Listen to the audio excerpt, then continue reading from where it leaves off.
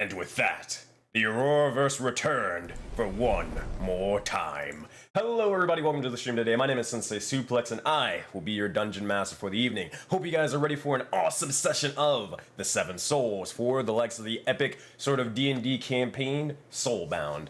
That said, we got an awesome session for each and every one of you guys. However, we will be down one player in the likes of Dread, aka the player of Ulf. However, we're still pushing on and continue on with the likes of this epic story as our heroes, our players, are picking back up after the likes of the pretty much the aftermath of the arena fight, as well as the fight against the corruption. So, a couple of announcements to you guys, everybody just tuned into chat. Make sure to use !interact on the likes of Twitch if you want to figure out ways that you can interact with the stream, such as giving out inspiration points, health potions, changing the weather, and a bunch of other stuff, and more. Also, fun, not really fun fact, but more so a thing. If you do want your art for any of the Project Aurora games included into the stream art showcase, so this is mainly to the players, but anybody who's also made fan art for the games and universe, make sure to go post that in the Discord at the stream art showcase channel, because this is probably going to be the last week or the second to last week before we go into the new starting soon screen. We have the music picked out, so all we got to do is just edit it together, and it won't take me that long to do. So, also, thank you, thank you, Lasagna, for the follow. I appreciate you. Interesting name, but welcome to the stream. Hello, everybody. Welcome, welcome, welcome. All right, that's it. Let's do this. We're gonna throw it on over to the other. We're gonna throw it over onto the other sort of stream, or not stream, but the other sort of overlay. Now, let's see what we got. Now let's unmute. Let's do this. At him, but I know this deep in my heart. Yellow. Well, he also has his CGC, so he's been like a certified good boy. Oh, certified. Oh, is a dog? Dog out. Yes. All the books are blocking them. No. Unlucky. Unlucky. But how's it going, everybody? You guys dead tired still, or like did that 2-minute nap like really kick you into gear? I think that 2-minute nap made it worse. Yeah. I experienced count as a long rest. Now I don't want to wake up. Oh man.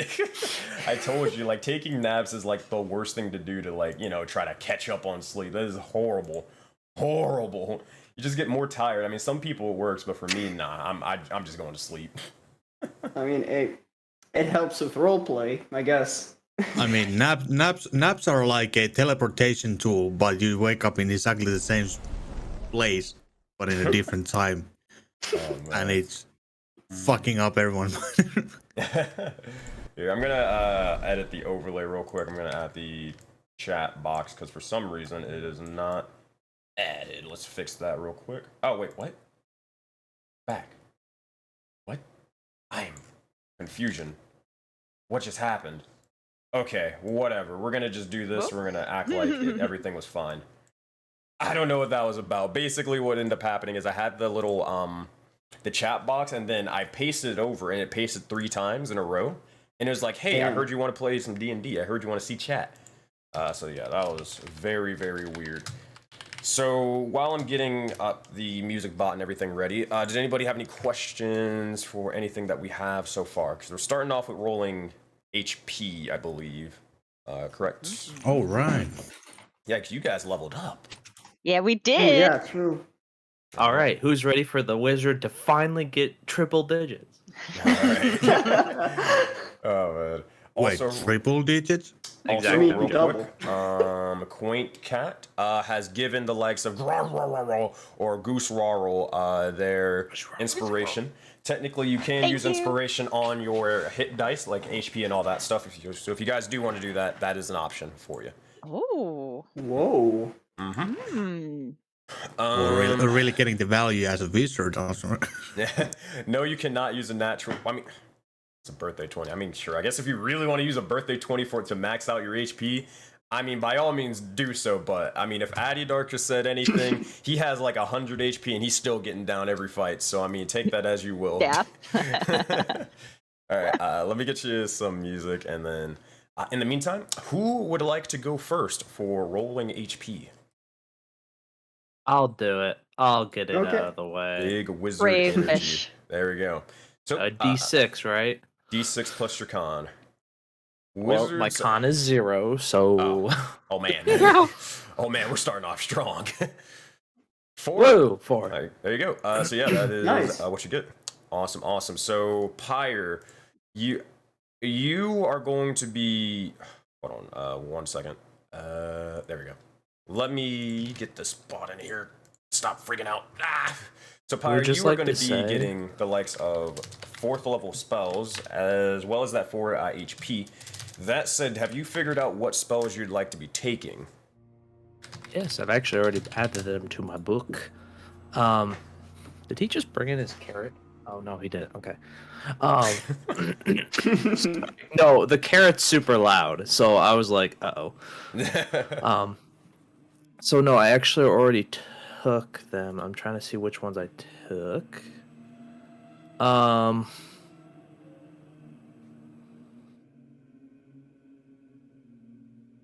I took polymorph, but I'm missing another spell. Just another spell. All right. Maybe. Hang on, let me check. Okay. In the meantime. But yeah, I took. Oh Okay. yeah, polymorph and dimension door are the 2 spells I took for 4th level. Gotcha. So, in the meantime, while you're sort of getting those set up, I will import your character sheet whenever you're ready to go. Make sure to have that 4 HP also added to your stuff. Ooh, also, big thing. 33, buddy. You have just 3 HP more than Navra, which is comedy. Oh man. But one big thing. Everybody listen up. For any of you who have magic items, make sure to write them down and give me the list of all your magic items that you have. Any custom abilities, any magic stuff, write down the list and let me know. What I'm gonna do is I'm gonna give it over to Tony. Tony's just gonna, like, their token is gonna hold on to it, so then I can give it back to you so it doesn't just perma-delete. Alright. Yeah. So, yeah, make sure to do that. Pyre, do you have any magic items or anything wacky like that? I mean, I have Bracer's Defense. Yeah, that'll, make sure to add that as well over on your D&D Beyond character sheet. And that goes for everybody. Yeah. Any magic items do that. I actually I mostly track everything on D&D Beyond instead of Foundry. Perfect. Same. It just deletes the Which is middle fine man. until you start playing, and then you're like, wait a minute, why is my AC so low? Because I had the magic armor. Same thing with any potions and all that stuff. This greater healing potion, you still have this, right? Yeah, I actually haven't used it. I keep forgetting I actually have it because I bought it off of the Sewer King like way back, and it's never been used. So, Well, now you know. So there we go. So Pyre, if you're good to go, I'm gonna import your character sheet. But who is next to be getting their HP level up? I'll go next. All right, yeah. So this is actually your first time leveling up. Yep. So, here's what you're gonna do. You're going to go to the bottom right of your screen, to where the dice are, and you're gonna roll a D8 plus 2. The reason why you're doing this is Okay. because you're rolling your hit dice, which is, a warlock hit dice is a D8. You're adding your plus 2 because that is your Constitution modifier, right? So, D8 plus 2. It did not roll for some reason. There you go. Ah, there we go. Whoa, it's rolled We took the twice. first one. Yeah. So here's I can explain this. So we always roll for HP. Now this isn't a normal rule in normal D&D games, but I'm a lot nicer when it comes to HP rolling. Where even if you roll below, so in normal D&D games, I just want to explain this to you so you know for like future stuff. If you jump in a game and you don't play with me as the DM. For other games, it'll be like, oh, you can either choose to take the average number on your hit dice, and that'll be the number that you get in HP. Or you can choose to roll for HP and, see if you get a little bit higher. But you run that risk of going lower. You with me so far? So, in my games, it's everybody rolls HP no matter what. But if you ever roll below your average, it doesn't matter. You just go up straight up to the average. Doesn't matter. So now you're basically just rolling to see if you get any extra HP. So which one you say? I think you said the first, so it's The 6. first one, so it'd be 4. Okay. So the average of a D8 is technically 5. I think it's like 4.5, and it rounds up to 5. So that means you are instead of gaining 6 HP, that means you're gonna now gain 7 HP. Oh, okay. There you go. So you're going to go for your character sheet. It's going to change from 45 to, oh god, quick math, 52 HP. All right. So make sure to write down that I have the universal solvent on Tony right now. So whenever you have picked out all of your spells or any new abilities, you might even get a new invocation or from being a warlock. But once you have that good, Yeah, I did. let me know. I did pick up. I picked up everything Okay, already. perfect. I think my character sheet is ready. It also has the 52 HP already. So like, yeah. Dope. All right, who is going to be next after Yahato? I can go next. All right, Anth, that's you. That's a D8. 6, nice. Getting one more than you. Yeah. One more than you could have. All right, so Anth, that is going to be 37 to your 6 HP. That is 43 HP. Now for you, I think the same thing with like the other full spellcasters. You're going to be getting 4th level spells mainly. I don't think much more than that. You're with you're in Pyre's boat. Yeah. All right, so do you have any magic items? Let me see. You have the pepper box. I but think have that's them on. I have it all in D&D Beyond. Perfect. All right, so let me know when you're good to go, and I'll import you. I should be fine now. All right. Next up, who's it gonna be? We got Bemeroth and we got Grozraro.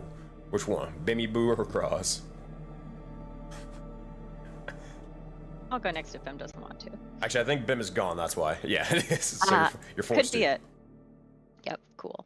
All right. Question, Sammy. Are you using your birthday 20 to just max out HP, or are you saving it for later? I'm gonna save it for later. Makes sense. That's probably the smarter play. Not gonna lie. Yeah. Alrighty. Perfect. So. D10 or 12? Your D10. So your D10 plus 2, because you have a 14 in con. Nice. I also have, do I get anything from Tough? Oh, do you have the tough feet? Mm-hmm. Oh, dang. Okay, yeah, this is a very, very big bear lady. Okay, let's see. So I think you get a plus 2 HP, By being a added bear. on. Yeah, okay, so you get, so there's gonna be 7 plus 2, that's 9, plus another 2 because tough. That's gonna be 11. And then thick hide, you're gonna get 12 HP because your hit point maximum increases by 1. So you're gonna go up by 12. So you are at 98. Wait, hold on. Math. 80 HP. 80 HP. 82. 82? I was at 70 before. You're at we leveled 68 up. on my screen. Oh. I see 68. I had 70 on my character sheet, and also in the content chat I posted it was 70. All right, fair enough. 82. 82. Alrighty, so whenever I believe at this level you get another Valkyrie feature. I forgot exactly which one, but yeah. You want me to tell you? Sure, why not? I got Expedient Strike, which is super cool, and also Honor Dead, so I can conduct a 1-minute long ritual over the body of a deceased creature, preparing their soul to either return or cross over. Once the ritual is complete, the material cost of any spell to resurrect the creature is waived, and it comes under the effect of Gentle Repose. Nice. I can only do it once per person, but yeah, still awesome. So originally you were basically saying like, yeah, you know, I got you, buddy. Dang, that sucks that you died, but like, I'm rooting for you in the afterlife. You know, now it's more of like, okay, I can actually make sure you get there safe and to the right place. And also you can make sure that you can revive people without having to use diamonds. So that is very, very good. All right. So Graz, are you ready to go to get imported? Yes. Alrighty. Hold on, what, wait, what about your items and all that? You got a lot. I posted, I have a lot of them. I posted a lot of the items in override HP modifier apply. I posted all of my items in content chat. I have a lot of them, but they are in content chat. You got it. Potion of Fire Breath. You have a spell scroll of 4th level. Why do you have a spell scroll of 4th level? I have a scroll of Thunderous Smite. I bought it from the Sewer King. I had 2 of them, but I used one last battle with Ulf. Oh wait, that's right. So it'll probably have to be you. Oh yeah, because you don't know magic in the slightest. I think we talked about this. I do have multiple spells. We'll see. We'll talk about it. We'll talk about it. It's like that's a technicality, right? Yeah. Oh man. All right. So Graz is good. Hopefully everything is set up. All right. Bimroth, are you here and present? You might be still Yes, good. I'm There we here. go. He arrives. All right. Let's do this. So Bimroth, let's roll for Thorn. It's gonna be a D6 plus 2. Yep. All right, it's gonna be a 1, so that's gonna round up to 4. That's gonna be 4 plus 2, that is 6 HP. So you're gonna go from 40 to 46. Is there any magic items that Thorn has? I don't believe so. Nope, you're good to go. No. All right, so let me know when you have your spells and everything picked out, and we'll be good. There's a problem. I forgot to do foreign, and he needs a new subclass, right? Oh yeah, he does need to turn into an Infernal Heritage Sorcerer. I'll tell you what, you can do that in the background, and then just let me know, like, all right, I think Thorn's good to go. Yeah, but I don't have access to the Infernal Heritage thingy. Wait, really? What? Yep. Did you make Thorn in Rime of the Frostmaiden? Yep. He's Here, there. I'll change him manually. I'll change it myself. Give me 2 seconds, y'all. In the meantime, while you guys are, 100% confirming everything, if you guys want to strategize, like, what type of abilities or what spells that you have, for, like, future reference for, like, when it comes to combat or just in general, you can just do that now while I'm setting this up. Class, wait, this is Yato. Oh, maybe because foreign is deactivated in the campaign. Maybe that is why. Activate. Confirm character. So make sure I got this right. So I know what Pyre's spells, what spells Pyre's taking. What spells are you taking, Anth? Oh, me? Yeah. I'm taking hallucinatory terrain. Oh yeah, hallucinatory terrain. Are you about to be making court cases? Oh, probably not so much. I hope not. If you do, Sensei has the Ace Attorney music ready to go. I do. I'm more so interested in using it against the idiocy of the corruption creatures that don't understand that you probably shouldn't. You probably could just fucking jump over walls and shit, so I can just make ground into water. So yeah, I suppose kind of that the deals. All right. So, I think I'm good to go. Thorn, whenever you're done, then you'll be imported. But does everybody can check your character sheets, make sure you have all of your magic items. If not, let me know what you don't have. Everything good for me.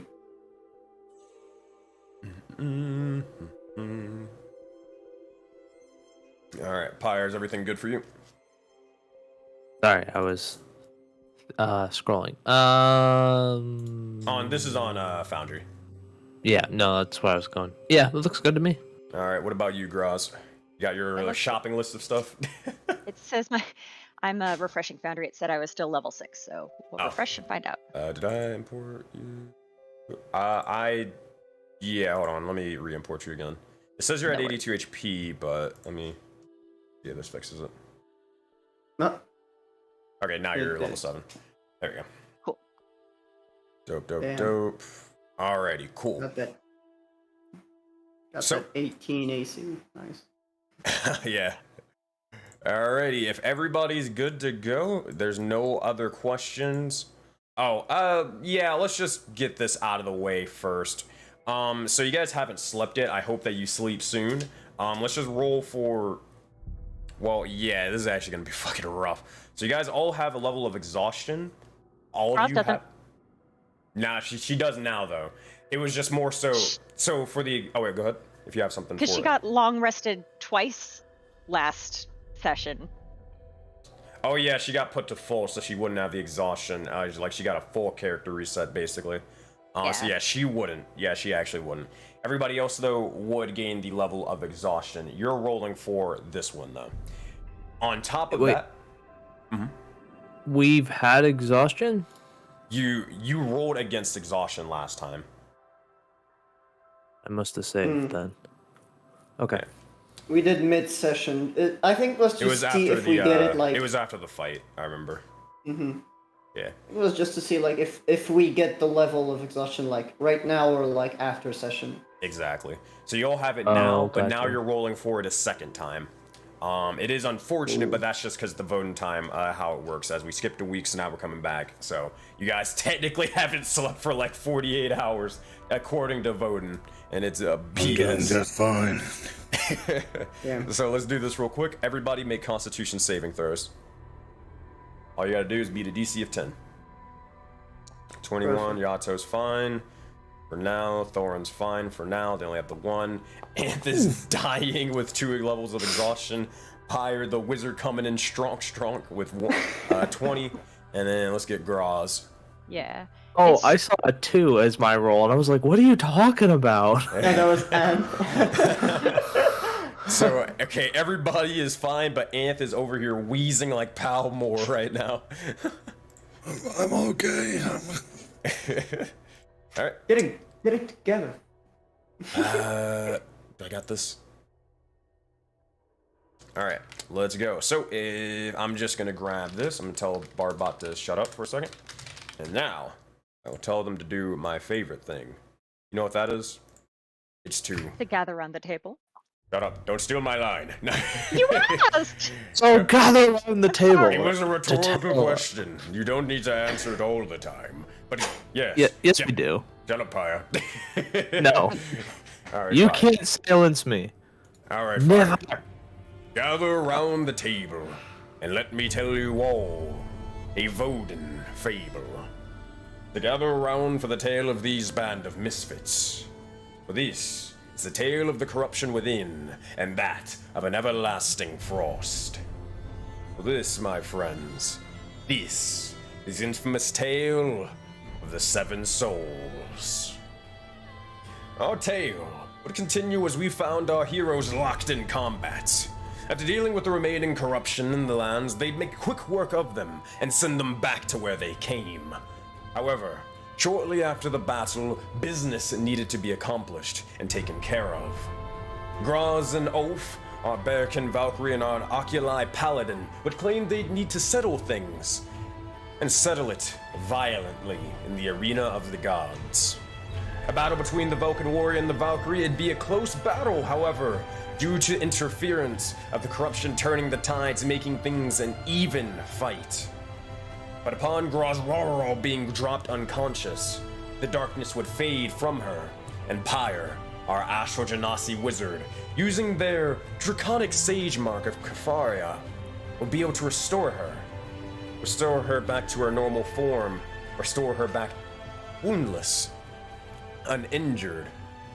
However, upon doing so, our mark would slowly lose power and slowly drain from within. While this would all happen, Thorin, our Bijou sorcerer, would begin to pledge himself to a sin of Rakdos with Tony's help, revealing themselves to be the sin of gluttony and the overconsumption and over-obsession of magic. Thorin would begin to gain an undying thirst for the arcane, and realizing that he'd not obtain it in hell, Thorin would prepare to leave our troop. However, where will his journey take him?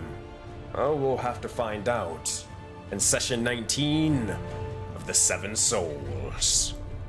For that, my friends, we pick back up exactly where we left off, as now, return as you guys are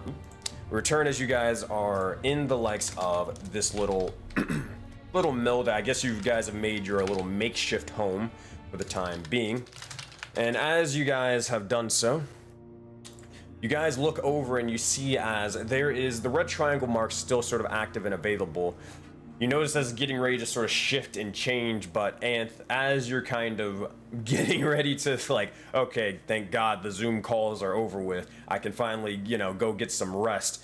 Immediately you feel a sort of pulsing sensation. You feel like a buzzing amongst your hand, and you've got something else. Another message, another call. It seems to be that inside the triangle itself, though, there is a visage of a desert. You're not entirely sure whether this is from well, I don't think they introduced themselves, but just for this, out-of-game context, you're not entirely sure whether this is from the kindred spirits or the descent. Regardless, choice is yours on whether you want to answer it now or if you want to answer it later. What would you guys like to do? Anth, what's your decision?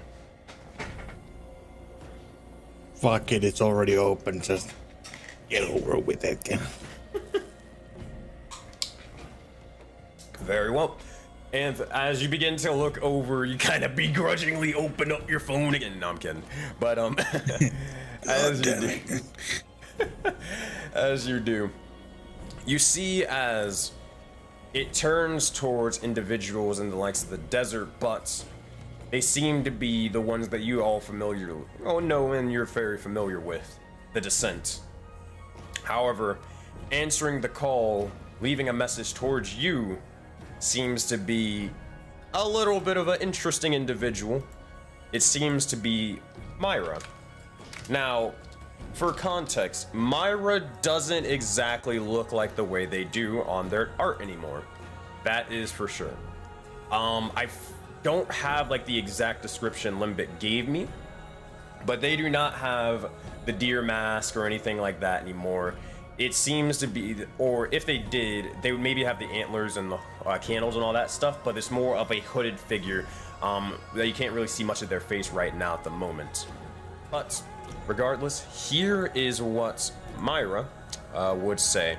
If you don't hear anything, just type it in the Foundry chat, and I will post the actual audio in the Discord. Okay. Let me turn this down. This is what it says. This is funny. Valley.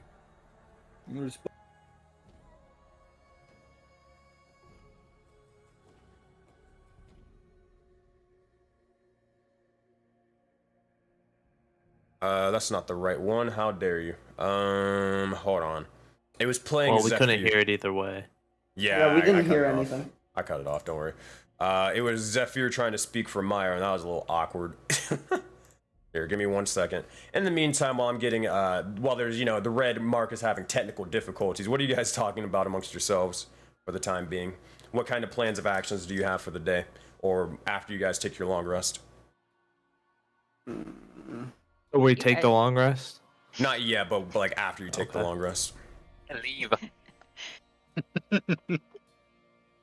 Ross Hey, says, Grozzy. you guys should get some sleep. You all look really tired. Valley. You're right. But you'll explain to us what the fuck was happening earlier after that. I will try my best. And she'll look at Ulf. As he disappears. Ulf is helping Tony at the moment make some or rage summoning. Mm-hmm. I'd expect you to be the most tired of the round. Valley. Yeah, I thought that would be the case too.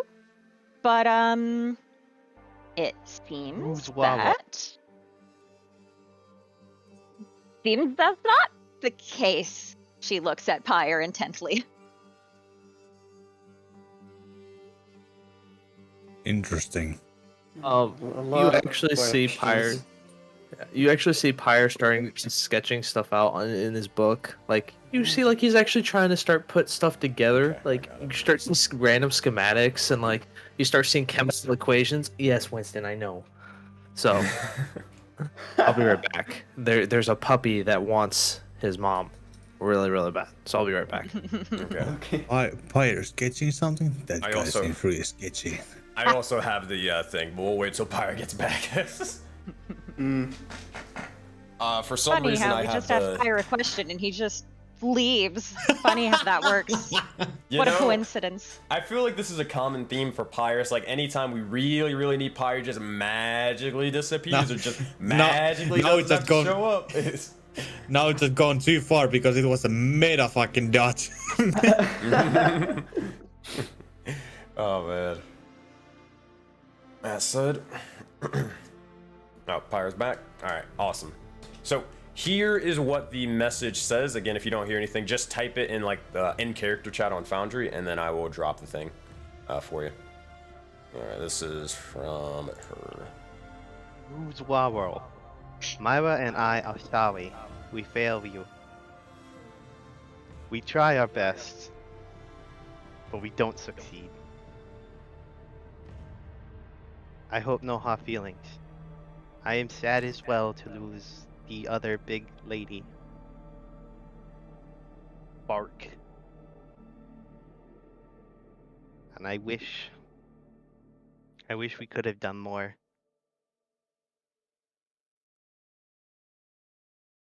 Goodbye, friend. See you soon. So if you didn't hear anything, it is posted in the Seven Souls in-game content chat. But it's very, very strange to hear Myra speaking in that sort of way or tone. Her entire form is completely different and changed. You're not entirely sure what all of that is about, but Roz, I think you're pretty aware. Yeah, because you've talked to them before. I've seen it before. Yeah, but some of you may be like a little bit off-put. Individuals like Anth, maybe Thorin to an extent, and Pyre probably. It's the first time I see her. Yeah. That's for it. So. Was it? No, you saw her on the mountain. Oh no, you're right. What the fuck? I forgot about the whole mountain thing. Yeah. That was. So, I oh, good. Yeah, I suppose Anne's first reaction would be, are we supposed to know who this is? It's Falia, who used to be and is a Valkyrie, but she shares a body with Myra. Not too clear on that, but that's who that is. I don't understand. I'm too tired to try and understand. Is it sort of similar to what I struggle with? You know what? Maybe.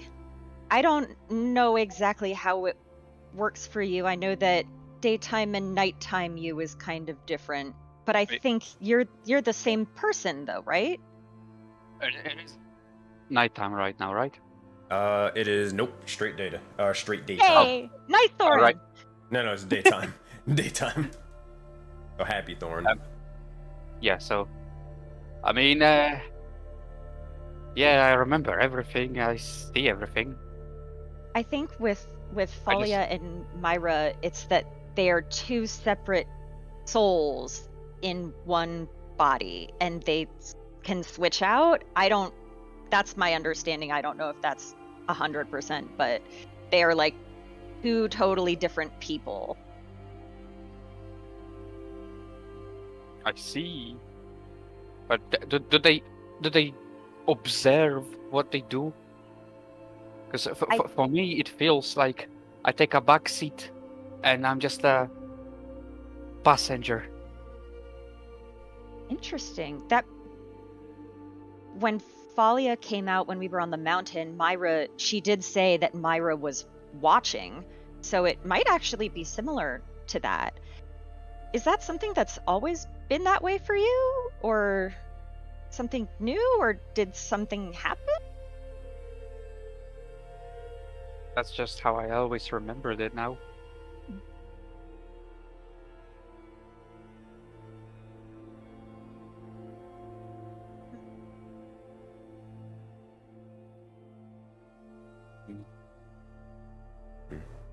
That being said, as this is sort of happening and taking place, what would your response be towards the message and the mark?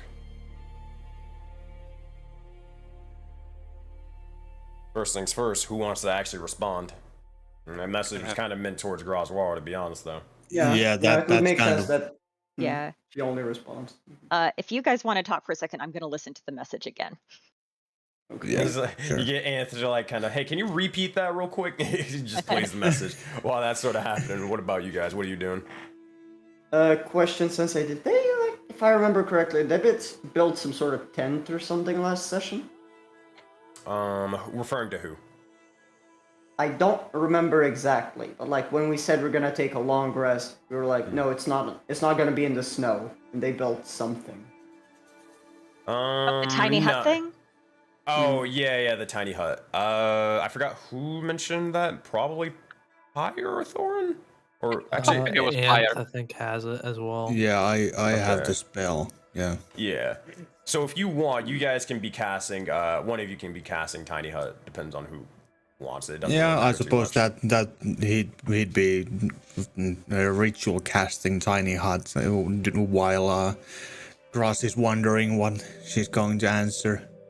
Actually, because this is the first time that you are casting Tiny Hut, a ritual spell, you're making a small sort of 20-foot dome to be able to hold your allies inside. What does this look like for Anne? Like, what does the dome look like? Or what is their process for which ritual casting this spell? I always just think that ritual casting, there's only one correct way of doing it, and it's always going to be the Full Metal Alchemist ritual circles.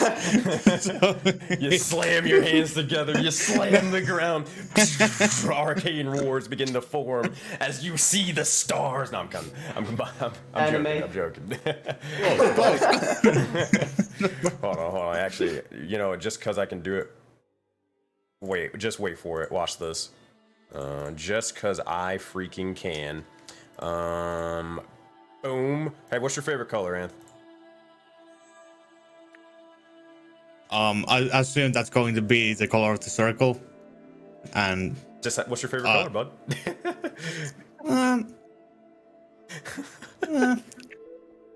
Come Red. on. God damn. He's like, I think this is all right, there you go. That's all I wanted to do. As you begin to do so, you summon the little arcane sigils that they begin to form further and further out from you. As they do so, all right, Graz, are you ready for your message? Yes.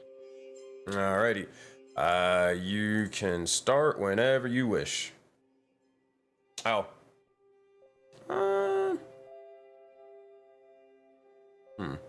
Did that get cut off? I can't get it right now. Kane was mentioning something about the whole thing with that. That must have got cut off, Kane, so I'll have to get it to him next session. Because I think it was because you sent the second message and things got messed up because they're in the middle of combat, so I might have forgot that one. So yeah, we'll get that message from Valley later. Alrighty, I will write that down for my notes though. So go ahead, Graz, whenever you wish. Thank you, Falia and Myra. Don't blame yourself because there wasn't a whole lot you could have done. But I appreciate you trying, and I appreciate your words.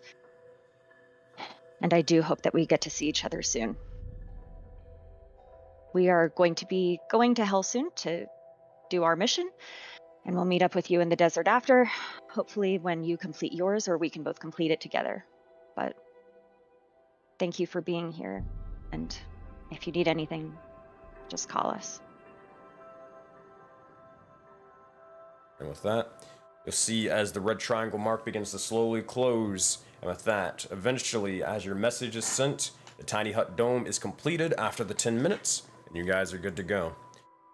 With everything done, is there anything else the party wishes to do, or are they taking a fat nap, going to bed?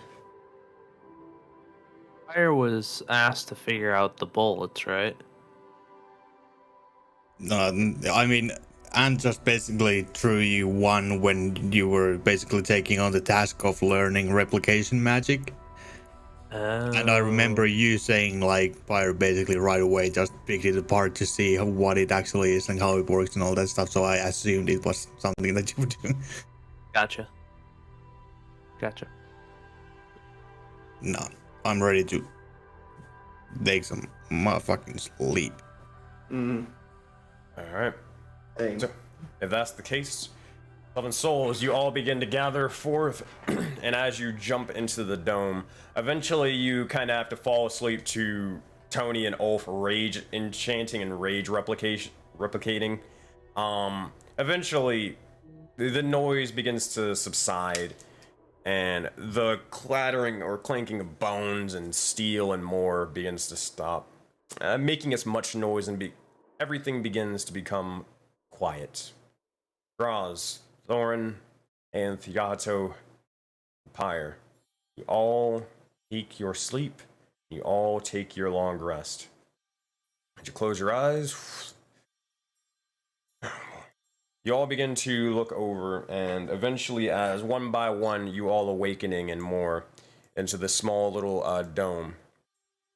You notice as every last one of you are sort of gathered about, kind of having to sort of go next to each other. It's not the most comfortable thing, but it's definitely the most. Oren is ready, by the way.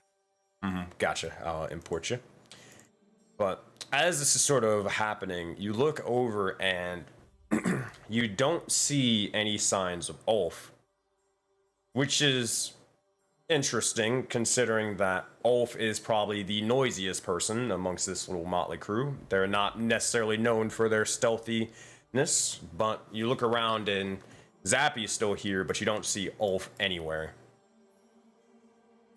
Looking around, you all gain your short or long rest, so you can update your character sheets and remove that level of exhaustion.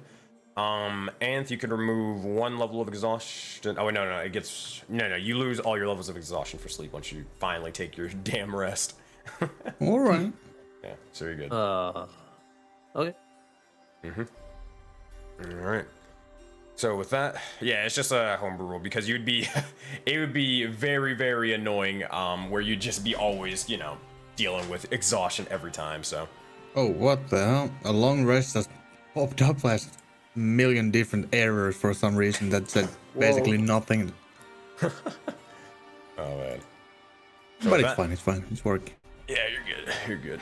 So with that, as you're looking around, what do you say and what do you do? You have a lot of things to sort of accomplish, from, well, 1, finding wherever the fuck Ulf is, to also replicating a bunch of skeletons and dealing with the skeletons in the bag that you have not dealt with. A lot of things on your plate, adventure, so what would you want to do? I think Yahato, as soon as we wake up, if he doesn't notice where Ulf is, he notices that Ulf is missing, and like, God damn it, really? Bitch. Cross 2. Really? He couldn't have chosen another time to disappear. Hey guys, any idea where he might be? I don't know. Unless the keepers once again took somebody to somewhere. Who knows where? I think Cassie took him? Possible. Where's Tony? Oh, I'm right beside you. Hello. Hi. Oh, sorry, I missed it. I'm used to 6 tokens because of Ulf, and Ulf's not here anymore.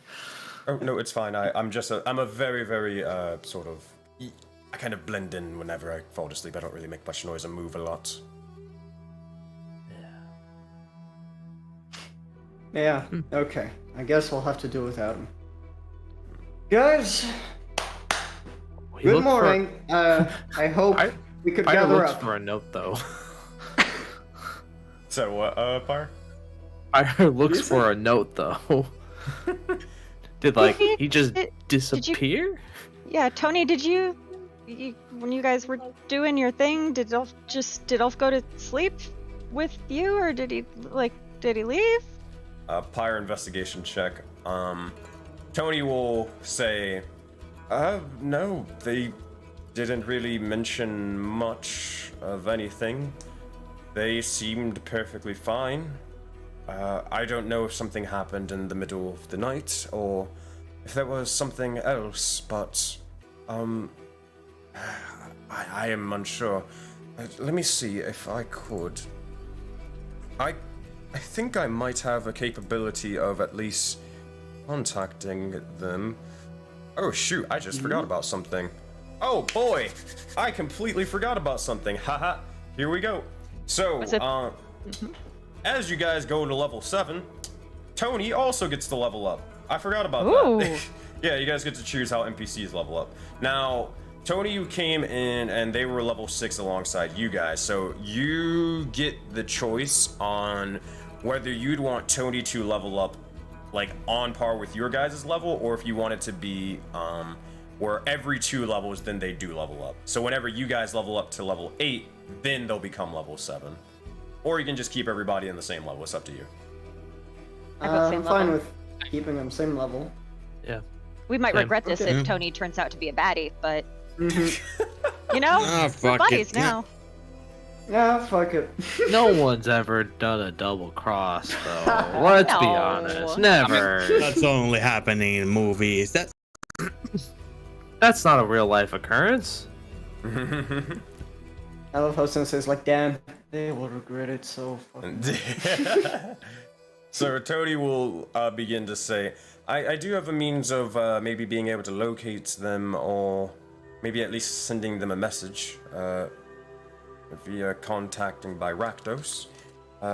Do you want me? Would you wish me to do so? Or it would be very, very draining tasks to do with my limited amount of power and faith of the day, though. Nah. You do you, buddy. I mean, if there's anything I learned from the short time I spent with him, is that he loves the dog, and Zappy's still here, so he will eventually get back. Yeah. Well, I suppose. I mean, quite frankly, well, actually, no, they won't actually say that, but they will begin to say, I suppose, but I think it would be a little bit strange if he actually did leave the dog. I feel like they would be inseparable, to be honest and fair. Maybe he went to Kind talk of to are. the. Maybe he went to talk to the big guy in the sky.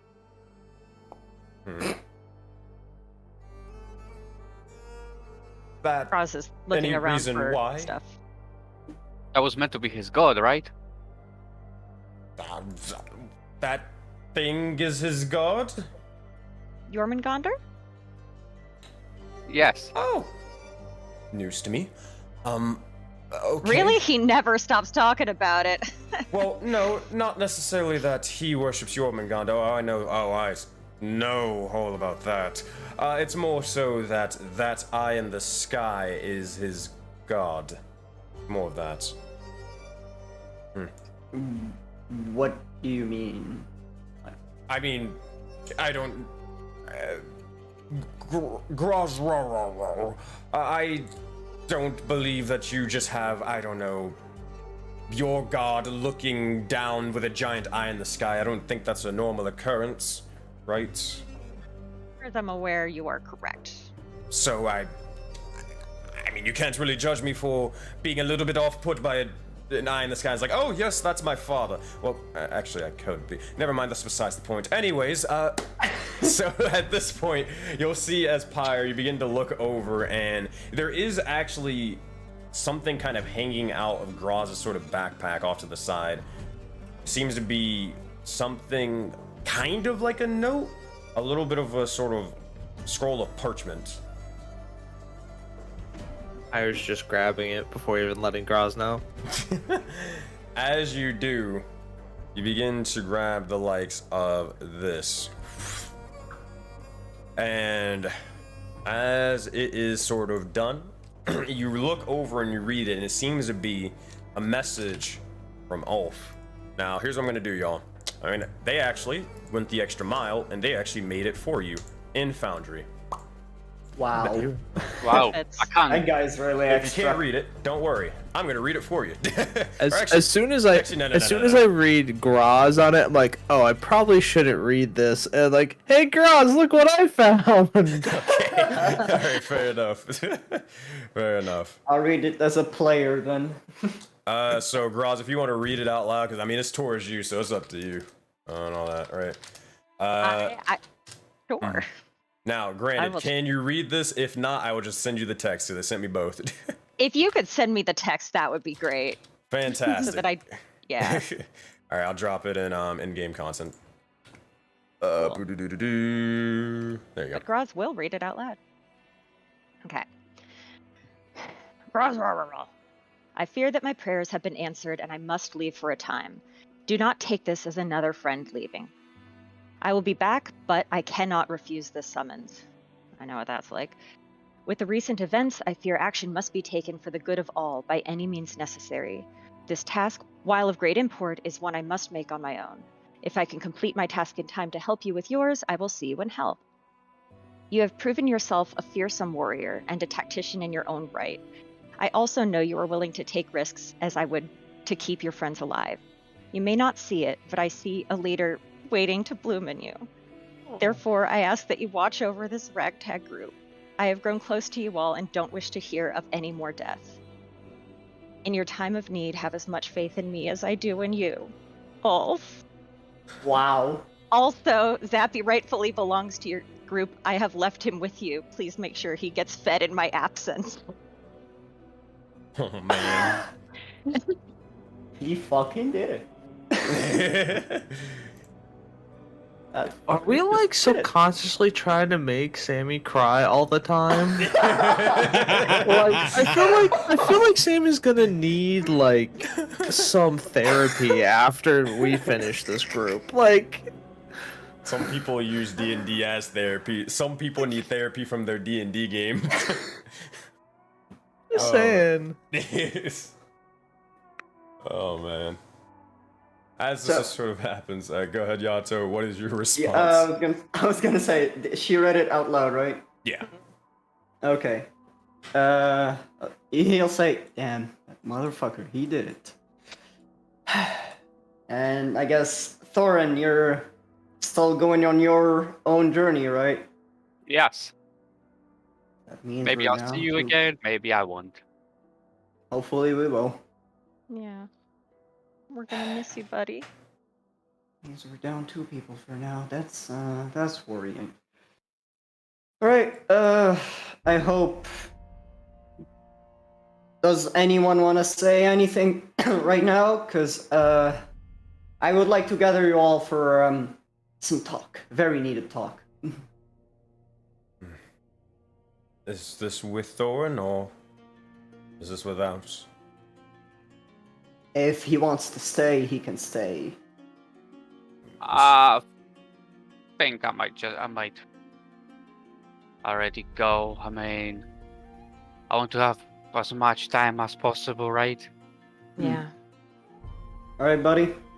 Hope to see you again. And he offers him a fist bump with the hand that doesn't have a mark. There you go. Not pulling that shit again. Well, give him a fist bump. Nice. Roz will hold open her arms for a hug if he wants one. Or we'll come in for a hug and just say, I'll miss you as much as I miss Zephyr. Thorin liked Zephyr, right? Yeah. Okay, cool. They were buddies. they were snuggling, bro. Okay, that's like I vaguely remember that, but it was well. Yeah. Roz will just tell him. She'll give him a big bear squeeze and say, "I wish you all the luck on your journey. You are welcome. If you can find us, if we're not in hell or wherever we are, you're always welcome here. And if you need any help on your own journey, if you can find a way to contact us, we would be happy to help." Thank you.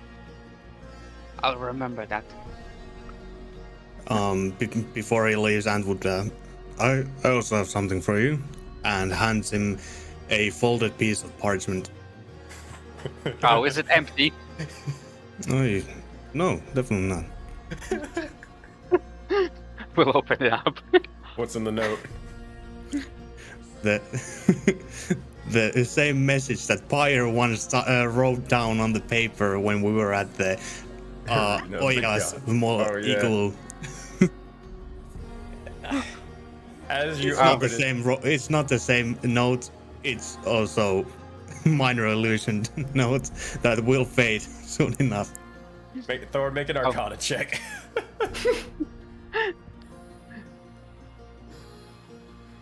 16. You see straight through the illusion, but you know you can at least read it still. But you know this motherfucker's trying to get one up on you. Gonna smile and fold the note and put it into the pocket. Thank you. No problem. Find out what it says. What? Wow. And with that, Last up is Pyre before Tony. Sorry, I'm taking care of something real quick. Nah, you're good. You're good. Want me to come back to you? Yeah, I got you. Okay, no, I'm good. I'm good. Oh, okay. I got a disturbing phone call, and I need to make sure that I was okay. Take your time. Take your time. Okay, so no, Pyre's actually like kind of just sitting in his notebook, and like if Ant looks over, he's actually like decomposed like the alchemical equation for gunpowder, and like has started like trying to etch like drawings about like maybe improved bullets or just different bullets. He's like, Yeah. My man. But yeah, he's like lost in thought, and you see like arcane symbols trying to retain energy and stuff like that, and yeah. Eventually, as you're kind of doing this, you're sort of so like lost and sort of engrossed into it. And as like Thorn is getting ready to make their way out, eventually, Pyre, you notice this, and you're like, oh shoot, they're saying goodbyes. Oh god. Oh yeah. Oh yeah. Actually, Go ahead, Thorn. if I went past Pyre, would I see what he's working on, right? Probably. I don't think he's hiding it, right? No, he's so ingrained. He's just doing it. He, like papers are starting to like spread from him. Yeah. Like, What you working on? oh well, your display of absorption of magic got me thinking about could we somehow harness that in items and kind of rework this a little bit to aid us. Oh, wait, you said you were leaving. Oh, sorry, I got a little lost in my head. It's fine. It's fine. Actually, maybe you could shape the crystals into that to use it. You know. He starts jotting down this idea really fast. Goes, oh yes, I didn't even think about the fact that they already have this energy and all. And he kind of gets lost. He goes, I'm going to miss you, friend. I miss you all too. When do you anticipate to be back? Are you going to be back at all? Quite likely, I will not, unless we meet somewhere.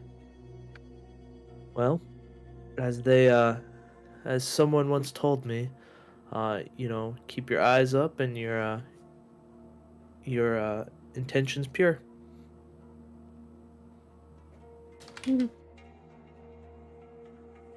Will do. And walks towards the door. And as you begin to do so, you'll see as you're getting ready to walk through, Tony will kind of like escort you out. And as they do, we can swap maps for a second.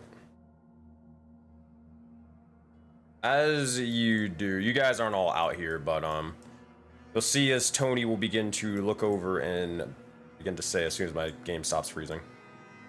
Yeah, there we go. So, Thorin, it seems to be that you'll be off now to go seek some answers and more. Now, as I've mentioned, you do have a bit of my infernal will, but also mainly the will of Rakdos, mainly imbued into you. Now, I will say, be careful upon going down this path, but indulge as much as you like. The more you indulge in magic, the more powerful you get, and the more Rakdos will appreciate you. The more Rakdos appreciates this, the more I will, and in turn, you gain more power and probably more answers along the way. And so probably do you, right? Well, I mean, I'd hope so, but if it doesn't happen, it doesn't really matter too much to me. But again, I'd love so.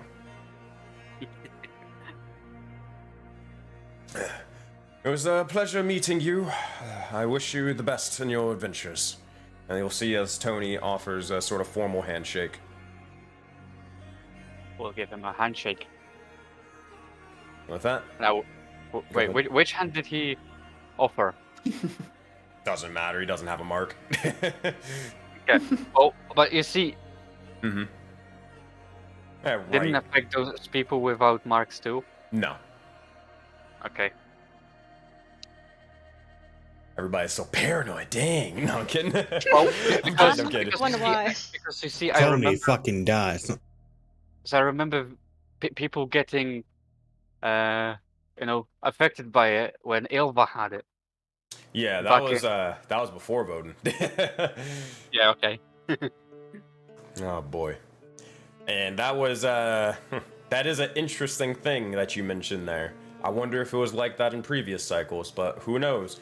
Anyways, I wonder how Valia got theirs. But anyways, so as you guys shake hands, eventually you will look over and or Thorn, you begin to head off towards the forest and in the general direction of where you believe that where this location will be. That Thorn, you head off.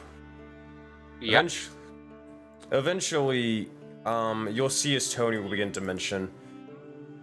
All right, Cornelius, if you could please, I would appreciate this. If you could just go around scouting the area. I will be needing you later, so just make sure any more of the. I almost said that word again. The darkness, that is what they call it. Make sure the darkness is not anywhere, just bragging or anything.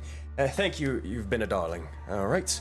And you'll see as Tony begins to right themselves and begins to head back into the building. Sensei. Mm-hmm. I have a kind of a metagame question. Interesting. Since Tony is part of our group, Mm-hmm. does him saying corruption add to like the pings of like where our group is? You don't know the answer to that yet, but the safest thing that you could probably assume with 20 intelligence is probably yes. Okay. Like I said, it was a metagame question, but I'm just sitting here going, is that how the mechanic works? Definitely a question you may want to bring up to the rest of them. So, eventually as Tony walks in, Yahato, you see as all of your allies have gathered forth for the time being. With that, what do you all need to talk about or discuss? Also, let me get rid of the dome. Question as a player. Is everybody okay with Yahato leading the conversation right now? Okay. So he would just walk here, try and climb and kind of sit in this. What's it called? I don't know. Whatever. He'll sit there just to gain a bit of height over them, and say, "Okay, guys, there's something I want to talk about. The last few hours have been very interesting. A lot happened, and I don't know why nobody questioned a lot of things. I guess maybe you guys are familiar with all this, but I'm not, and I would like to get some clarifications. I would love to start asking questions, if y'all don't mind, in chronological order. First of all, the voice. Do any of you know anything about it?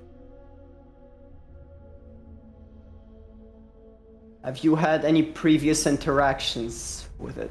It seemed to talk to you guys like you were familiar, but The voice. Did we hear the voice on the mountain? Yep, that's when Zephyr got blasted. Mm-hmm. You also have heard the voice a couple of times. Actually, it might have been. You definitely heard them on the mountain. No, you did hear them before when you were traveling with the likes of Axolotl. Can't remember. Mochi. There we go. Mochi. Yeah. My own fucking cat's name. You did hear the voice at that point when there was an astral sort of barriers or cloud or dome going around you, or actually not an astral barrier. It was more of a sort of shadowy, like black shadowy sort of barrier protecting you guys from the corruption at that time. You did hear their voice at that point as well. Did we also hear its voice when we were fighting the berserker and we were hit with another wave of those minions when the portal to hell opened first? I don't believe you heard their voice that time, but me as a DM and being Key and Sensei, I forgot. But I don't believe you heard their voice at that point. Okay. We did not actually.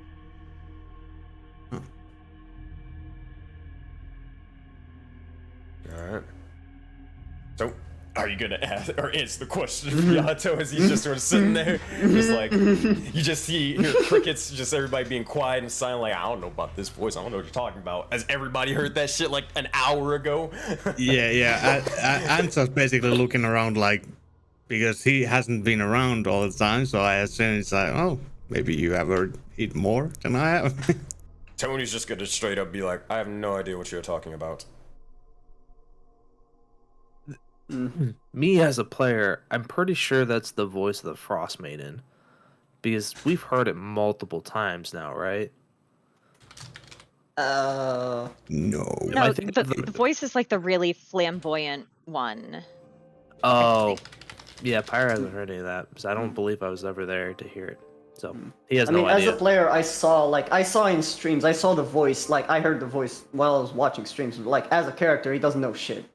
I think at this time, Crossroll would be the only one who has actually been around every time the voice has been around. Yeah, Pyre hasn't heard the voice once, so he has no idea what you're talking about. So he's just lost in his own world, doing his thing. Sensei, just as a side note, you heard the voice or whatever, when Graz broke down and everything. You heard it because you were there for that session. Yeah. Because you went with Yahato into the woods. It was the one, it was the one that like announced like, oh hey, there's a big battle coming up, jerkwads, haha, you're all stupid. Oh, by the way, here's some funny stuff is about to happen. Let's watch. Yeah, we literally got that message. That's why he's asking. Yeah, that's a pretty good reenactment, also, Sammy. Thank you. You're all stupid. In that case, Gross will say, I've heard it once before when we were with our sister group on the mountain. I don't remember very much about it. I just assumed that it was evil and terrible and kind of a jerk. I see. So I guess we don't have much information about them. Do we know at least what were the conditions for the attack happening?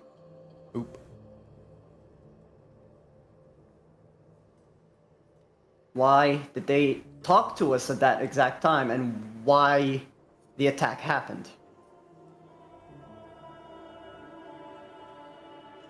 I don't think we know. Yeah, do any of us know, Sensei? Do you know why the attack happened? No, not at all. Okay.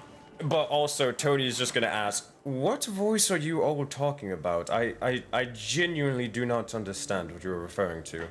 Are you all hearing stuff that I'm not? I'm sorry, Tony. I guess we're gonna exclude you from the conversation for a bit. This is stuff. I believe this is exclusive to this, and as he like points to the mark in his arm, in his hand. You'll see as you do that. You'll see as Zappy just sort of barks. And Tony, Even that's Zappy also got why when the hooded robed figure showed up and was speaking to us, you also couldn't understand it. And as far as we know, it's because we have these marks that we can understand this stuff for some reason. Also, it's probably connected to the fact that you can say the word that we can't. So, Yeah. Well, Yeah, that's we should actually all- not true. Anthony would know that. You would know, because you've lived in Voden before, that even then people could not say corruption. You know that. Oh, okay, yeah. You know it a little. Actually, here, let's do this. Anth, Graz, and Pyre, make history checks for me. So I'm deducing as a player, these fucking sins are immune to the C word. I see. 16. Anth, I'll give you advantage because you're definitely well traveled. 21. Extremely well. 23, 21, 16. Yeah, all three of you. All three of you gain pretty much the same information, but Anth, you may gain the key factor. So, all the places that you guys have traveled, even if it hasn't been much, and you've stayed in a reclusive sort of area, you all would know that saying the corruption was always a terrible, terrible thing. It was always a sin, basically, to do so. Or, you know, no pun intended. But doing so, it wouldn't necessarily bring instant death or instant chaos. You wouldn't, like, turn into an astral mess like you do now. This is something new. However, what would happen, this is what you know, Anth, what would end up happening is, after a bit of time, it would start, or whenever people would say it multiple times in a row, or just throughout the day every now and again, that city, that village, that town, that area, there would typically be reports a couple hours or a couple of minutes later of an attack by the corruption. Now, sometimes you would come back to a village and you'd be like, oh, where did everybody go? You think there were people here, but you don't know what happened to them. You wouldn't really be able to remember. Out of game, it's probably because the cosmic died. In game, yeah, you don't know. You have no idea. But there would always be, at least if there was a survivor, there would always be, you know, a destroyed village and you just having no idea what happened and all that sort of stuff. TLDR, saying the corruption typically brings them to you. So Anth knows that. Anth knows that. He's been able to pick that up at least with it, because he's been a lot of places.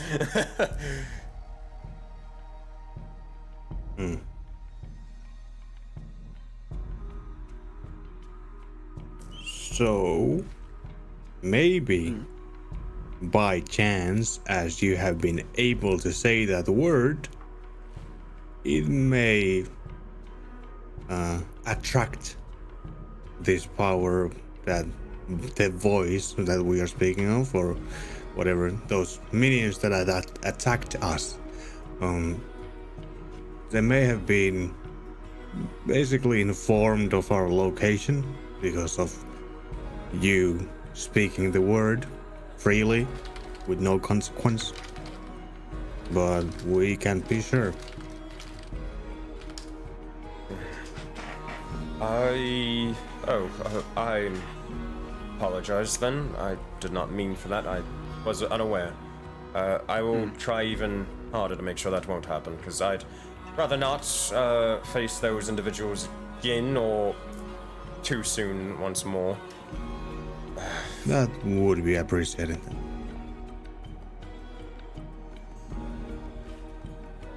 But as mentioned before, I have no idea or recollection of this voice, so I will leave that conversation to you all. He'll just look at Tony and say, well, if that's the case, and I hope I will not hear that word pronounced again, as he looks at Graz at first, and then he looks very menacingly at Tony. Guys, he's been spamming that. Anyways, Tony's like, make an intimidation check, Yato. Make an intimidation check. Sure. Where's this fucking intimidation? I have a +7. Nice. I'll give you 21, but I will say one thing. You're an oculi, right? Yeah, make it with disadvantage. Oh my god. Alright, You'll see I why. tried. I'll explain why. 21, 25, pretty good. Pretty good. It's not fear, it's more of respect. Tony, in general, he would not fear an individual that is, in his perspective, beneath him in the power sort of toll or a totem pole. He would not fear that. Hierarchy. Hierarchy, all that sort of stuff. It's like, hey, this ant is going to freaking terrify a goddamn human. It's just not gonna happen. But this ant just decided to flick him off and is like ready to fight. Oh, okay, fine. That's interesting. Sure, whatever. I'll entertain them for the time being. Now, in game with lore, you know, well, Yahato doesn't know, but I'm explaining to the character, or like the player more so. Oculi, they get their power from devils, like straight up devils, and make deals with them to gain their power. You intimidating a person who could probably give you said power is comedy and would not happen. I know. Yeah, As a player, I know. That was literally my intention. So yeah, just clarification, so it's not like, oh, like, well, what do you mean? I have disadvantage, you know, all that stuff. I got you. As soon as you said disadvantage, I got it. But yeah. Where was I? Yeah. So, next. What happened next? We talked about the voice. That individual, called Fabio, I'll call him Foxglove, has appeared and just randomly disappeared as well. And none of us just decided to question that. I'm just asking, is it common to you guys? Just people randomly appearing, disappearing like that? I am really confused. Yes, but not in the way that Fabio did. That was new. We have had, over the course of this journey, a lot of adventuring partners show up with no real warning. They have the marks, so we think, oh, okay, they're, you know, they fit in, they're one of us, cool. And then sometimes a few hours later they leave, and then sometimes a few days later, and it's just, that's kind of how it's been going. But Fabio appearing the way that they did is new. Haven't seen that one before. I see. That one is new, but you guys still didn't react to it, and I guess you guys are just that used to it. Yeah. But I noticed they still had a mark, if I remember correctly. Sensei, was it the blue, the fucking purple square? It was the purple square. Yeah. So they had the mark, same as we do. I believe then that we will probably meet them again.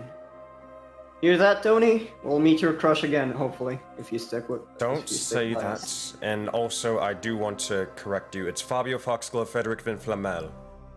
Well, that's what I said. He's your crush. Anyways. I'll kill you. I'll do that first.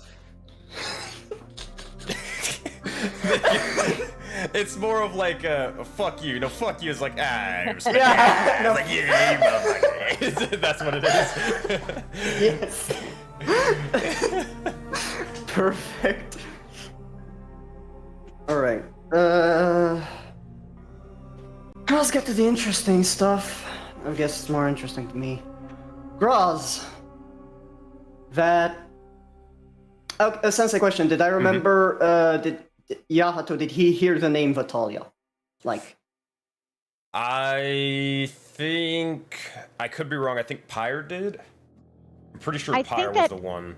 Go ahead. I think that when Vitalia turned to look at him and said "Little Yahir" or whatever, and Graz heard that, and then when Pyre and Yahato came up, she said specifically, I think, like, Vitalia knows you. Do you know her or something? Okay. Yeah, makes That's sense. what I'm trying to recall. Okay, yeah, that sounds about right. Okay. So, Grazi. That Vitalia person. I ain't changing that. That Vitalia person. She seemed a bit, well, I wouldn't call that a human. What is she related to you exactly? Vitalia is the leader of the Valkyries, which is what I'm training to be.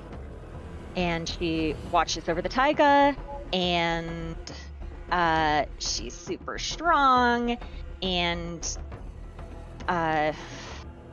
fuck, Yahato wasn't on the mountain at all. So our mission when we split up with our sister group, we are going to hell to go find Elowin and then bring her to the desert where Yeah, so make your highest saving throw you've got.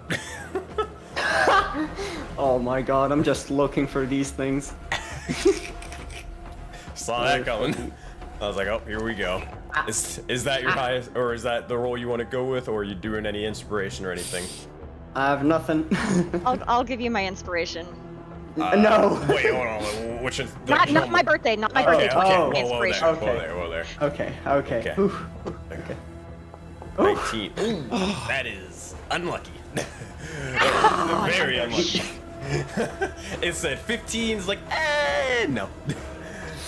With a 19, though, there's good news and bad news. The good news is you don't take any damage. The bad news is that name, Elowin. Why does that sound familiar? Why does that sound? You're not sure.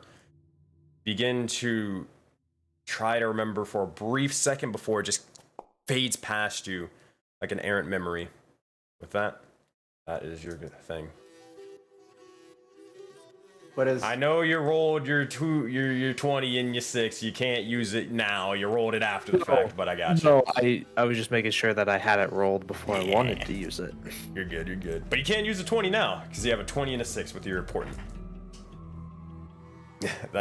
God, you guys are like, this is better be the lore session. You guys better just start spamming those 20s. Everybody just quick say, Kane's gonna be in chat like, everybody quick say corruption, see what you learn. That's a good point. No.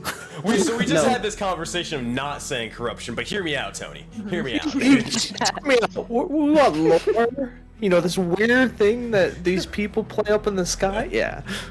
We said don't. We told you not to say it. Nobody told you not to shout it. No. Guys, I will kill you. You may certainly try. There you go. So Graza, Yato was asking about Vitalia. Who is that? Yeah. Said the Valkyrie said that's what you're training under, and you're about to talk about the mountain with Elowin. Yeah. So that's her. So we are going to hell to get Elowin, bring her to the desert, and then meet up with the Ascent, who is looking for Vitalia because she's in the desert, and then we will reunite them. And she's been fighting off the darkness for quite a while because she's super strong and doing a great job, girl. But yeah, that's our whole plan and goal. That's why we're going to hell, so that we can eventually go and rescue her in the Forbidden Expanse. So we're supposed to meet her again. Yes. I guess my questions could wait.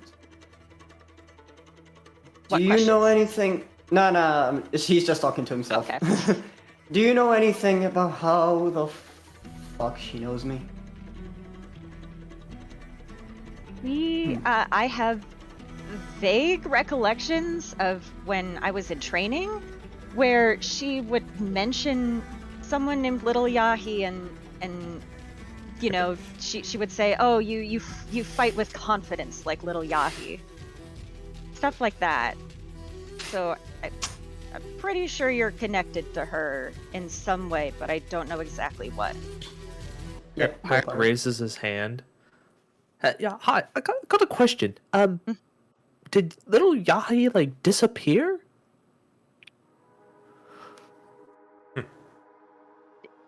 Did he, Sensei? I mean, you didn't ever ask Vitalia, so I mean, you didn't really care too much about them, and it wasn't like a thing of like, oh man, oh yeah, you man, he fucking just ran off. It just seems like a personal thing. Girls doesn't like to ask personal questions, you know? She was at work. Well, the reason why I ask is, you know, you remember Cross way back when, and Ant was with us too, at the very beginning. Remember how we got frozen, and it was like 4 years later? Yeah, yep. Just curious if this is what happened to our friend. But he might have had a more extended period of time. Oh. Because Possible. You guys want to look at this session chat? I posted a GIF that makes perfect sense. Yeah. Gives all the context you need. 100% canon. cannon. Smack her with the sword as a kid. For anybody in chat, I'll post it in the Soulbound or memes channel for you guys to find it. Cannon. Yeah. Cannon. Yeah, you know, I just wonder about, you know, Graz, Anth, and I were all displaced about the same amount of time, but the people with the marks, how do we know they haven't been displaced for longer? That is a good question. That's a great question. I never really put any thought into that, as it would be very hard to find out either way. Well, and my question is it only forward displacement, or could you be displaced backwards as well? I don't see why it couldn't be. Sammy, you okay over there? Blowing Brooks' mind with this. Yahato, how long have you, like, how far back can you remember? Like, you and Anth were traveling together for a little bit, but how much do you remember before that? It's only the bits and pieces that the amnesiac stuff has. Yeah. So, do you want me to answer this question? Just reveal backstory, or no need to?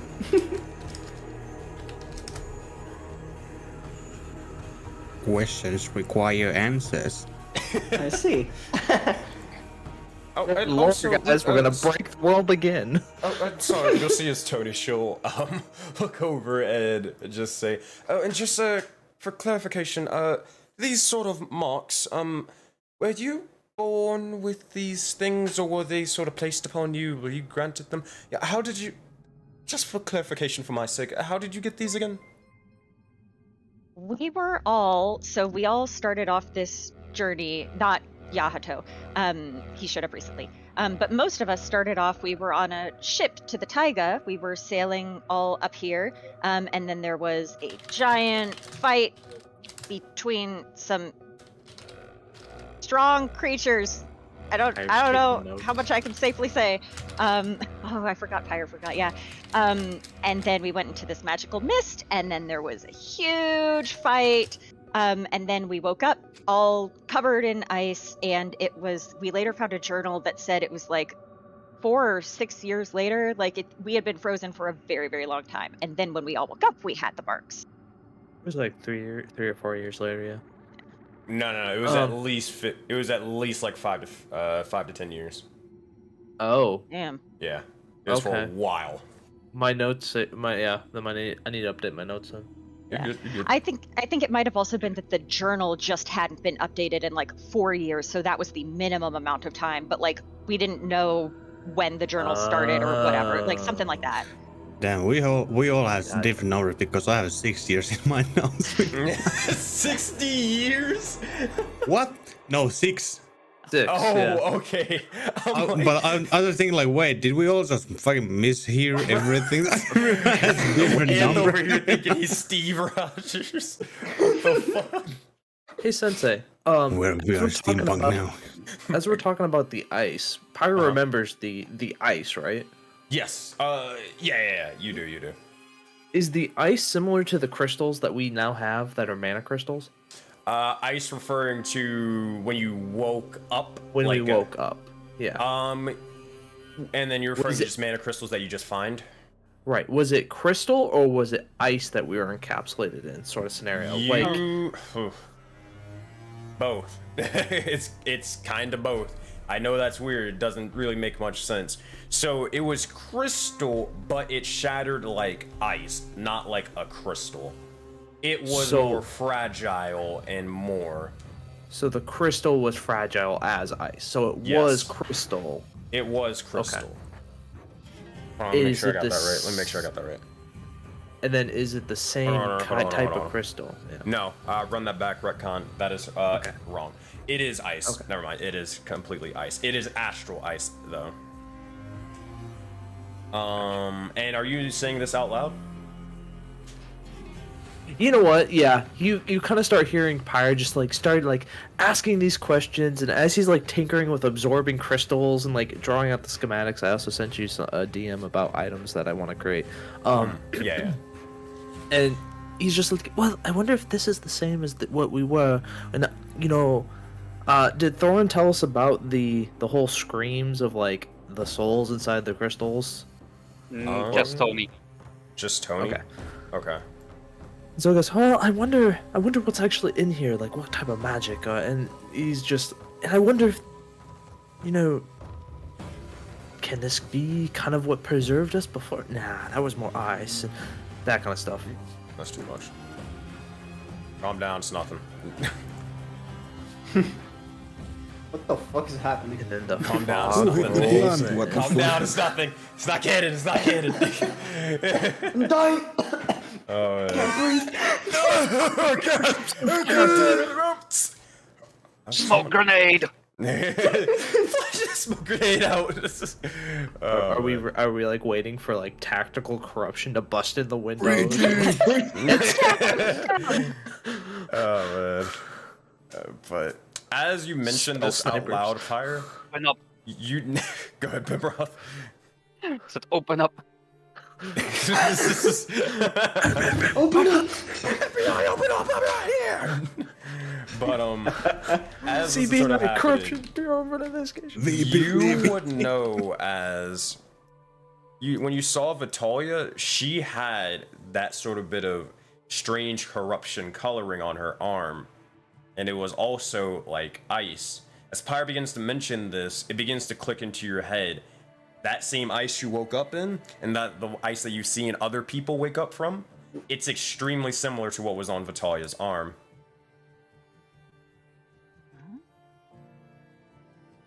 Interesting. Okay.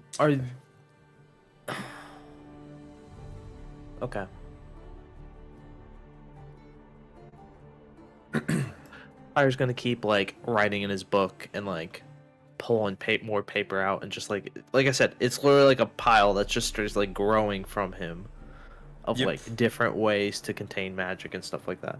You'd probably see as Toady just sort of taps you on the shoulder and is like, they're writing down notes as well, and they're like, oh, what was this again? Could you, like, kind of asking, like, for your notes a little bit and just writing stuff down, like, and like, oh, And he appears over and he like starts like correcting some stuff. Oh yeah, this way, and then no, sorry, it's I'm a sloppy handwriting. I got it. Yep. And they bring the notebook closer towards their face, as it kind of could prevent you from reading everything. Stealing that notebook, guys. It's gonna happen. You keep saying. I will help you. Pyre's gonna steal that mother I will trucker. help you. He wants to know bad what's in that book. So, yeah. So, do you have another question to ask? I think I still haven't answered Groz's question, and I'm asking for clarification. Is your question like, when did he wake up from the crystal thing, or how long does he remember before? Oh. I guess technically either. So I was specifically talking about, like, because we've been awake for, like, a few months, Sensei, right? Yeah. Almost that, a year. like... Actually, no, it's been a year now. Oh, okay. Cool. Yeah, I know, so, like, that's, Voden's like, weird, since he came but out of the yeah. crystal, how long has it been? He probably wouldn't. Due to the amnesia, you know it happened at some point. You'd be able to tell if you were significantly younger, which one of them you were. You just don't necessarily know how young. You don't even know really, I mean, unless you want to, you don't even know how old your character is. But you could kind of like have somebody look at you and assume what age you are. Whether it's accurate, I mean, maybe it's a ballpark estimate, but... Yeah, I mean, if I remember correctly, like, answering the question, Yahato woke up and found Anth in front of him, basically. So it Okay. was a few days ago. Okay. Mm-hmm. And do So you... yeah. Oh, yeah. Go ahead. Yeah, I was gonna say... Never mind, I was gonna roleplay it, but yeah, go ahead, ask. But also, Yahato, do you have any memories at all from before? From the Taiga or Vitalia or any of them? I don't recall anyone in any specific person. I just remember myself. Very young, I'd assume. Yeah. Taken away from what I believe was my mother. And I lived with the person. It wasn't any sort of kidnapping. I lived with them until I lived with her until the darkness eventually did its thing. After that, nothing much. I just remember the old man telling me to follow and help the individual that I will meet when I wake up. After that, black screen, and I open my eyes, I see Ant in front of me. That was a few days ago.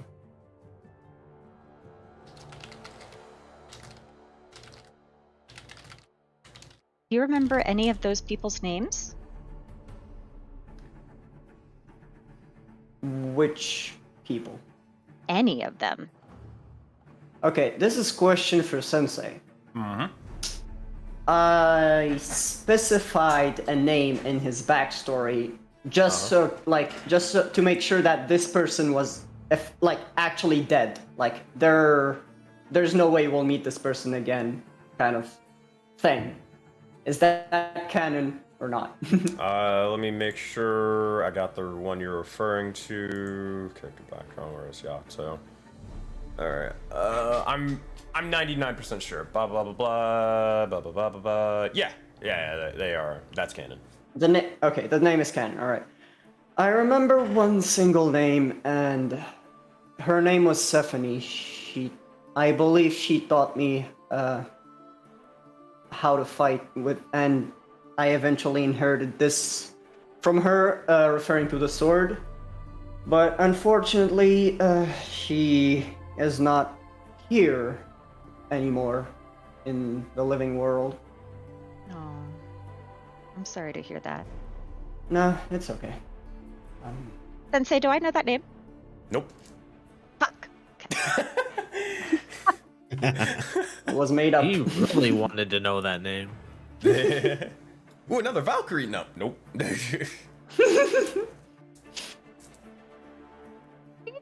Tell you anything about that sword, or do you remember it? It has some inscriptions on it, doesn't it? I have never noticed that the marks were the exact same ones we have, as he shows the sword to everyone else. Why do I feel like Yahi is some sort of like dragon mage in training? That's the vibe I'm getting. Wait, well, why do you refer to? Wait, why a dragon? Is it because of the sword? I was saying design? that out of game. Oh, okay, never mind. Never mind. I'm going back into my head palace. Did you just break the fourth wall? Shut up. Nope. The more you break it, the worse it gets, and the more don't do that. We have to stop. We're going very, very far, and then the starry ones are gonna start coming, and we do not want that. Oh, I should probably stop. Okay, I'm done. Anyways, moving on. Hey, get out of But here. yeah, Sorry. apparently I did not know until recently that the marks, the engravings on this sword were the same that we all have, and I don't remember anything related to it, and I don't believe she told me anything about it. Maybe she did, but my memories are very vague. Yeah, that's pretty common here for a lot of people, unfortunately. Mm. Yeah, is there anything else, Groz? Or Well, now that Pyre? Anth, maybe? I'm just wondering that I don't think we have any idea what that mark of yours does. And I think we have some time now to Well, try if Yeah. we can get.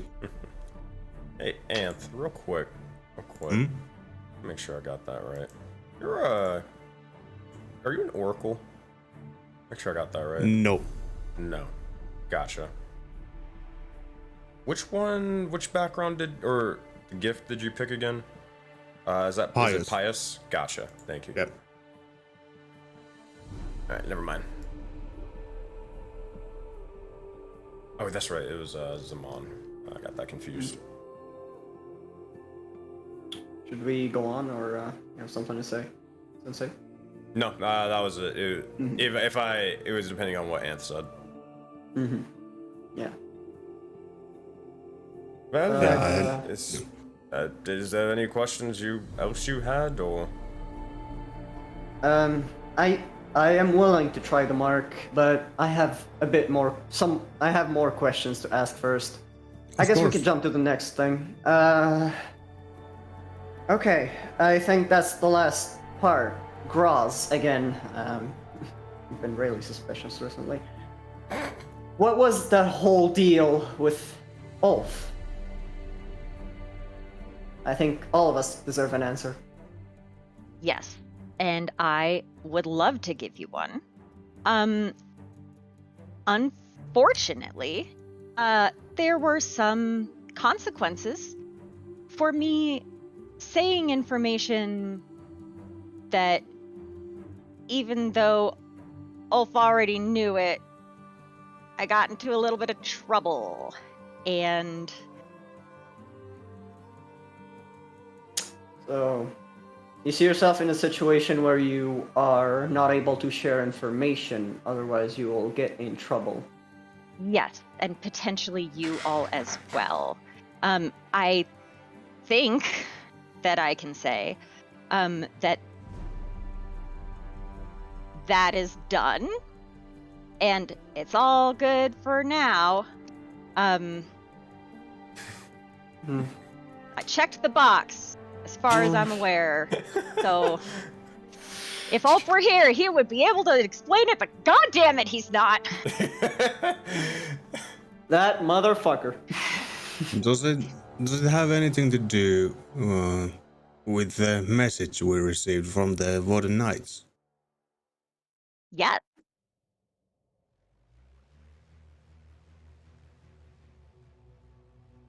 Interesting.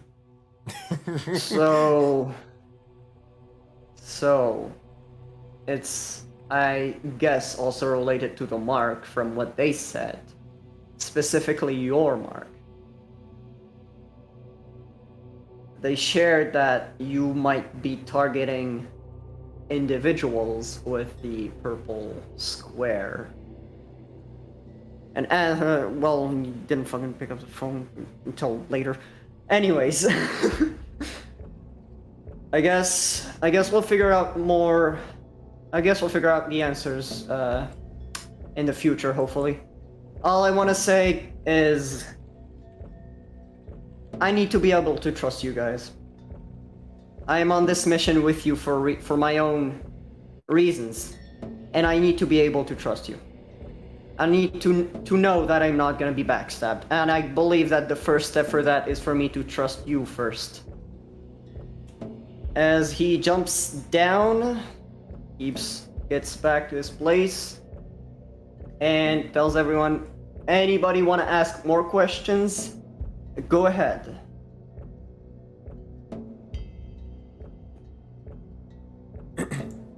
See this Irish paper mound keeps growing. You see as Tony is like getting a couple of skeletons, just like starting to replicate magic during everything. Everybody make an intelligence check real quick. Okay. –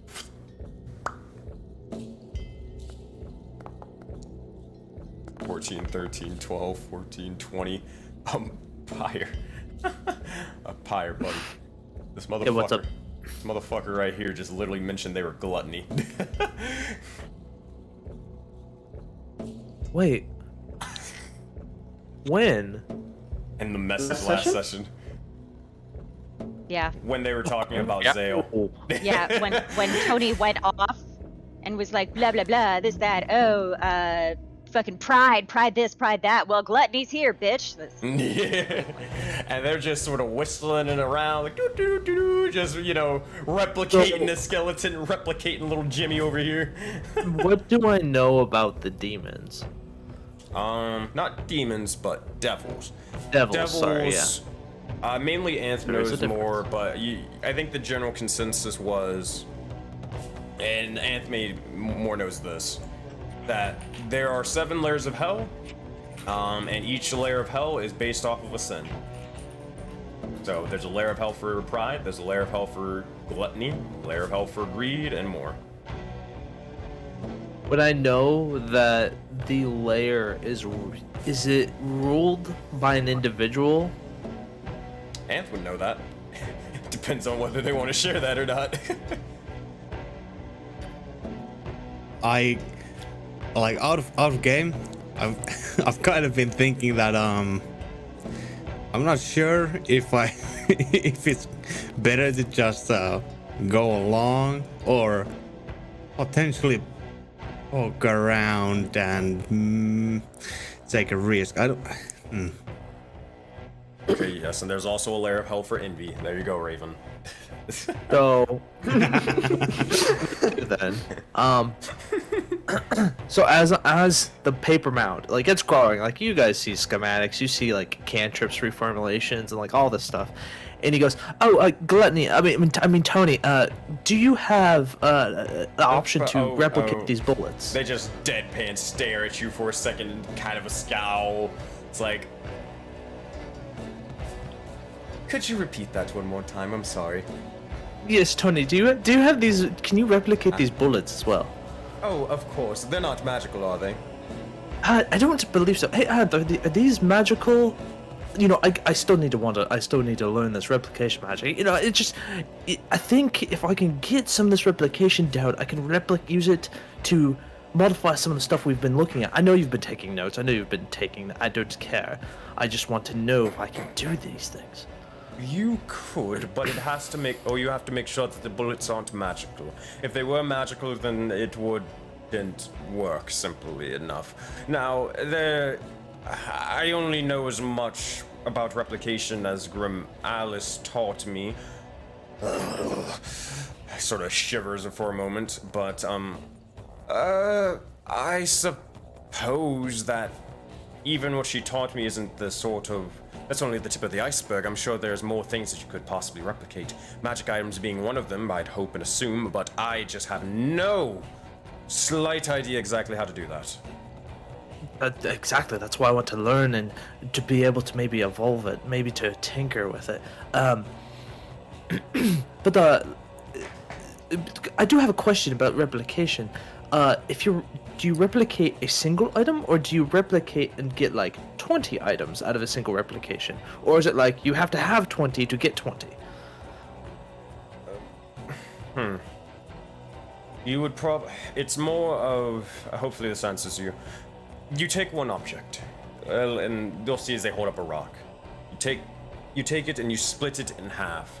Afterwards, with that half, you turn said half into a whole.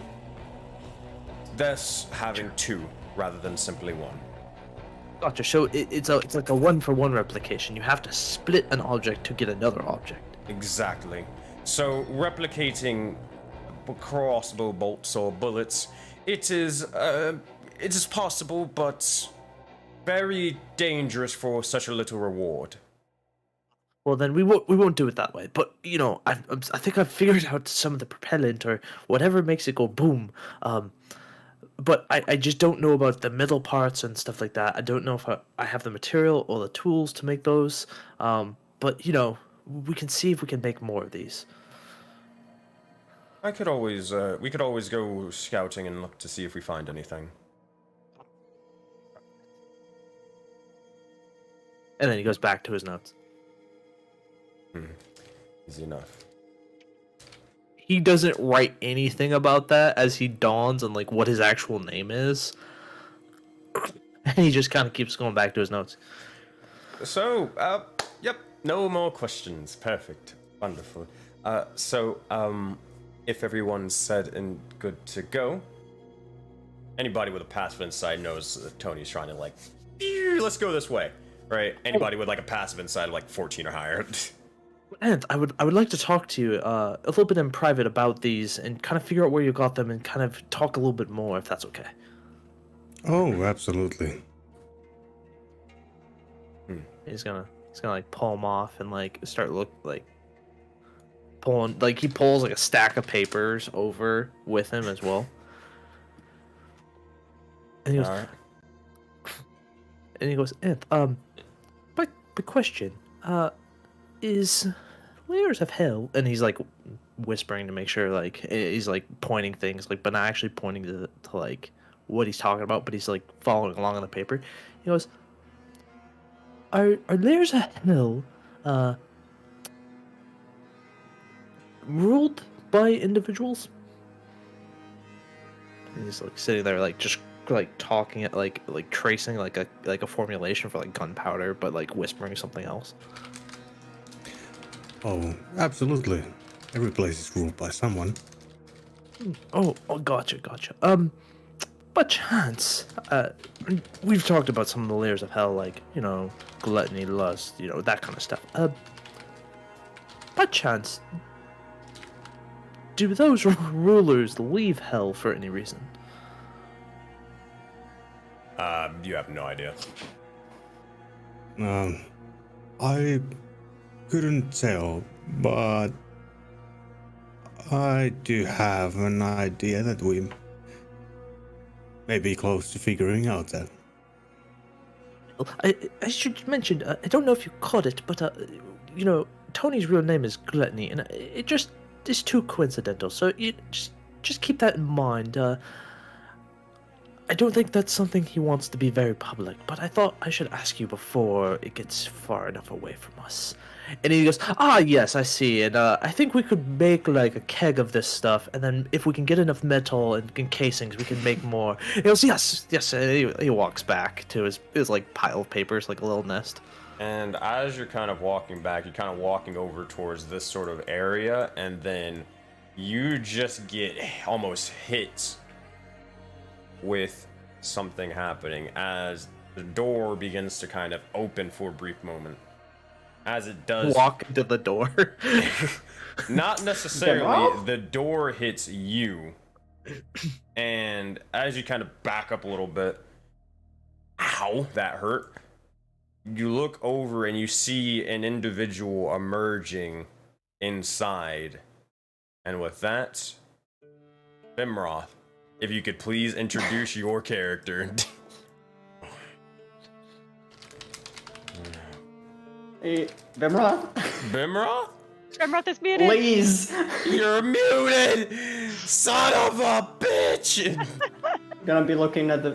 Son of a bitch! We're gonna be looking at the Detective Conan fucking black figure for a while now. Yeah, it's just gonna be... Hold on, I got you. It's just gonna be a question mark. Hold on. Watch this. So... Yeah, damn. I can't even find it. I can't even find a question mark. Unlucky. Which hand, Sensei, is Pyre's mark on? Isn't it the right one? It is... Yeah, it's on the right one. Okay. As he's been hand waving, anyone that actually is like talking about marks and looking at Pyre's mark can see it. He's not thinking about like trying to keep it like to himself. Mm-hmm. He's in his like writing phase. Like he's oblivious to everything. Hence the reason he walked into a door. Well, unfortunate how that works. Unfortunate. Well, this is gonna be awkward. It's like sort of everybody's having like flashbacks and, you know, anime cutscenes where it's just like, I remember, oh man, I got hit by this door, and Pyre remembers like, oh man, I remember the one time when I was a kid back in the sort of tree and everything, you know, I got hit by a door and I was like, oh, that's when I want to become a wizard. I want to be able to defeat time so I can rewind it so I don't crack into a door. You know, everybody's having those sort of anime flashbacks. I want to be able to see the future so I know it's coming instead of just out of nowhere. Exactly. Only for doors, specifically for doors. Only for doors in that one place next to that one place. Mm-hmm. Well, I'll tell you what, in the meantime, in this little anime flashback, Graz, Yahato, and Tony, you guys were free to do whatever the heck you wanted. So while Anthony and Pyre were gossiping in the corner, what were you three doing? I sent what we're doing in the session ahead. chat. Oh, tell us, what is it? it's the GIF. Oh my We're gosh. just looking, big reveal, waiting. Oh no, this Who is the fuck is beforehand. that? This is beforehand. Okay. Before, Yeah, like okay, what were you never guys mind. doing beforehand? Yahato or Matra, did you have any questions or anything else that you wanted to say? Your stuff is more important than mine. I don't think so. You mentioned in, Just in okay.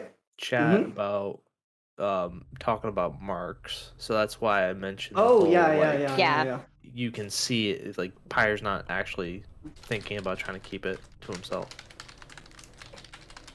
Well, I would.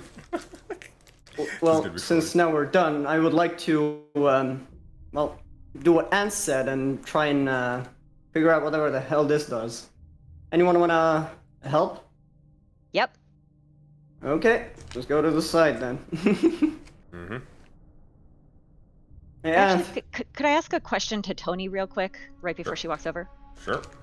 Hey, Tony, just a quick question, totally different subject. 'Cause clearly you don't want to talk about that. When we first met, you said, oh great, this will be just as exciting as before. Oh, mean by that? mhm. Oh, well, okay, here, that's a thing. 1 second, where my notes haven't gotten to this, or haven't gotten to mention this, because they weren't gonna mention it. Okay. Okay, sorry. You're good. Alright, so Tony will say, oh, yes, so let's, I guess to be completely honest, basically what happened was, you weren't the first couple of individuals that I met. I killed the rest of them. No, I'm kidding, I did not do that. But, Insight check! yeah, make it a side check. 11. Nah, they're telling the truth. They're just very bad at telling jokes. Cool, just cool. They're just very bad at telling jokes. Anyways, yes, no, I did not kill them. But, I met a couple of individuals and, let's just say it didn't necessarily go as swimmingly as before. There was a couple that, a handful, not really many that I count too much, as in like, how do I say it? Our interactions were very, very sparse, if you will. Some came alone, some with others, some tried to attack me, some tried to help me, but they perished later. Others, I don't necessarily know where they sort of went off to. There were 5 groups, 5 instances, I should say, in total that this occurred with. And this was shortly after I had finally arrived from Hell to here in Voden. But it went quiet after the 5th group just sort of, I don't know, vanished. And then about a couple of days later, a 6th one, who all returned. Well, not returned, but more so arrived. Sound familiar, anybody? Hey, Tony, Lord. did all these people have marks like ours? Oh, no, I don't believe so. No? No. Seriously, I'll live for this shit. What? What? Oh, no. No, go on. Sam, you're killing me. Out of game or in game knowledge that Sammy's brain is just going. Pretty sure it's both. This was a total throwaway question. I was just going through my notes and I was like, oh, this is like the smallest, least priority, probably never going to go anywhere. This is the first time I think that like Graz has asked about actual lore, and I'm so excited. Yeah, so there was now that I mention it, hold on, let's do this history check for Tony. See how much they can recall. History. They should be good at that. Nope, they're not. You mean gluttony? You shut your mouth. 20. So there was this one individual. They were dressed very, very strangely in not necessarily a fitting attire for the snow, more so a fitting attire for a kind of like a desert, if you will. They seemed a lot older, a little bit of a strange sort of skin, kind of pale, even. Kind of grayish, if you will. Oh yes, my buddy Navro. Mine too. Orange eyes? No, I don't know. I don't know who this. I don't really believe they gave me a name, but definitely not to Navro. It was they had something weird happening with this sort of strange thing. It like. I don't know, it's weird. Their hand would start changing and shifting. It would glow purple every now and again, and then it would just stop randomly. I don't know exactly why. I questioned it, and they proclaimed to not know anything of it. But yes, it was kind of like purpley glowing. That's as much as I know, though. Honest.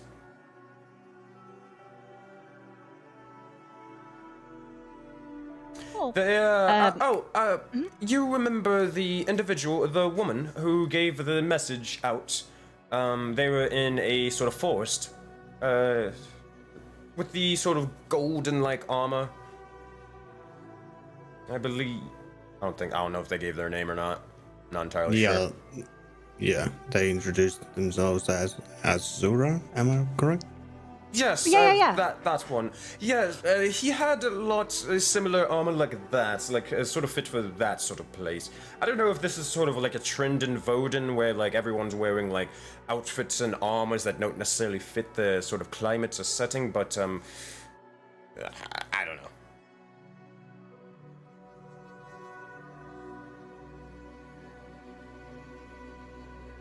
Okay, so, sorry, this is so much. My brain is so small. So you mentioned that out of the 5 groups, the different groups, that sometimes they would try to help you and sometimes they would try to fight you. Did any of them give any reason for, or like what their goal was in helping you or in fighting you or whatever? No. Some just simply want to kill me just because they want to take my things. So that's why I decided to make sure to carry around a couple of bodyguards. Hence the question, how many people have you killed? And also, why haven't you left or attacked me yet? The other individuals asking if they were alone, some proclaimed to be alone and they were not, so I asked if they were, or I added the question, are you alone? In my sort of survey, if you will. Other individuals were unsure of why what they were doing or where they were going, so I asked, why are you here? And it seemed to be simple and straightforward. To be quite honest, you were really the only group that actually answered all of the questions without showing too much of, how you say, red flags, if you will.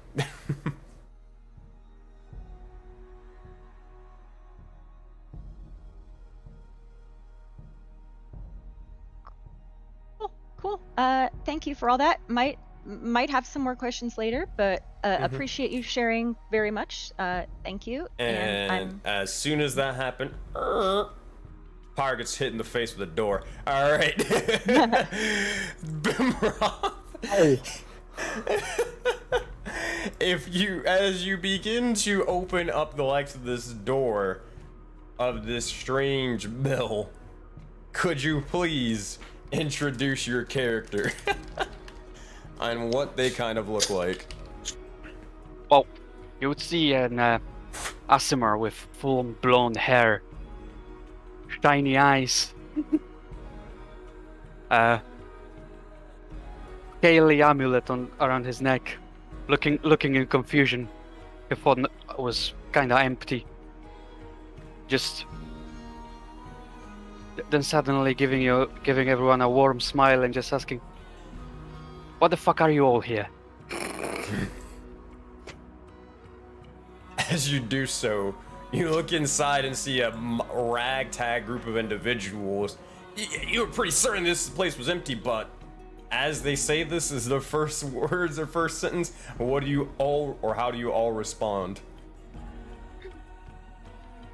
Welcome to Platoni's Skeleton Factory. Who are you? Wait, hold on. What?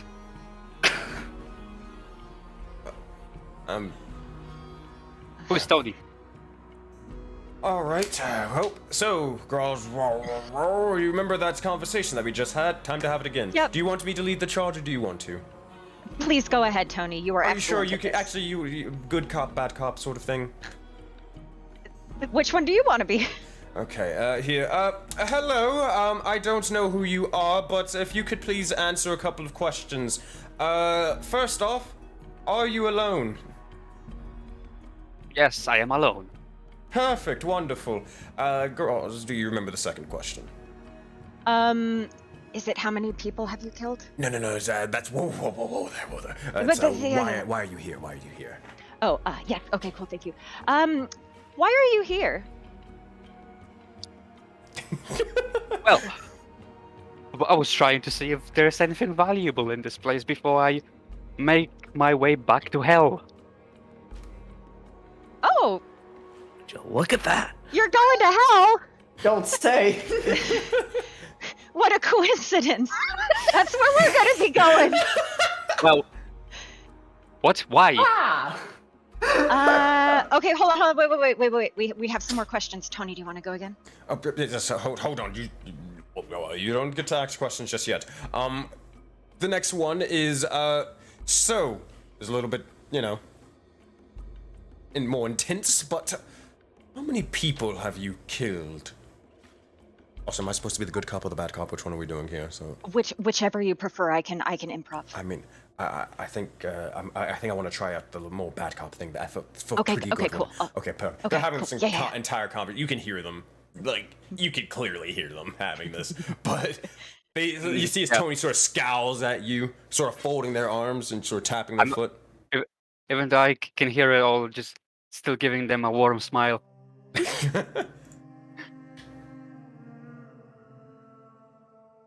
Don't think too much now. How many people have you killed? Do we count demons? I have a second question that I would like to ask, but sure. I have no idea. That's concerning. How many people have you killed that weren't demons?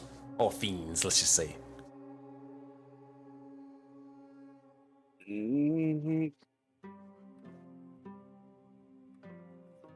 Just a handful. In self-defense. Make a persuasion check or deception check. Everybody, you guys can make an insight check if you want. I will. Oh man. Never fucking mind. Also, I'm gonna get your thing fixed up on the overlay BIM. Let me just do one little thing. Alright, what we got? Let's go down the list. While I can't look at Foundry just right now, but if you guys can tell me what you guys got. Starting with Pyre. 19. 19. Alright, what about you, Anth? 21. 21. Graz. 9. 9. And then from you, Yahatsu. 6. Oh boy, we're killing it. And then is that everybody? We got Anth. Yeah, 21. Yeah, we're good. So, Bimroth or Sarthiel, did you roll your persuasion or deception check? 23. 23. None of them understand regardless. You're not entirely sure exactly what kind of read you're getting off of this individual, but for the most part, they don't show any sort of strange signs. You think that they're telling the truth for now, but definitely want to keep an eye on them for sure. Regardless of how many people you may or may not have killed, what were the circumstances? Were they all in self-defense? Yes. And question. Why? Oh no, you go. You go. We can just freeball this. Everybody gets a shot. Yes. Why exactly were you attacked? Because I'm a deserter. Of Deserter Jesus. of?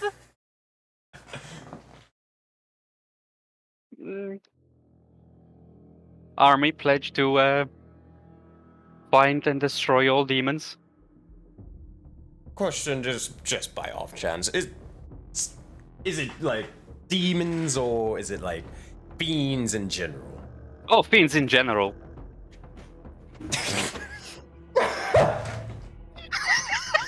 Hand on gun, huh? So you Eldritch deserted Blast. the army that wanted to kill Oculi. demons and fiends and stuff. Actual devil, tiefling, friends with the mini devils. Clueless idiot. Oh man. Oh, that's wonderful, wonderful. They're gonna start whispering to Gross, like, should we try guiding bolt him now or later?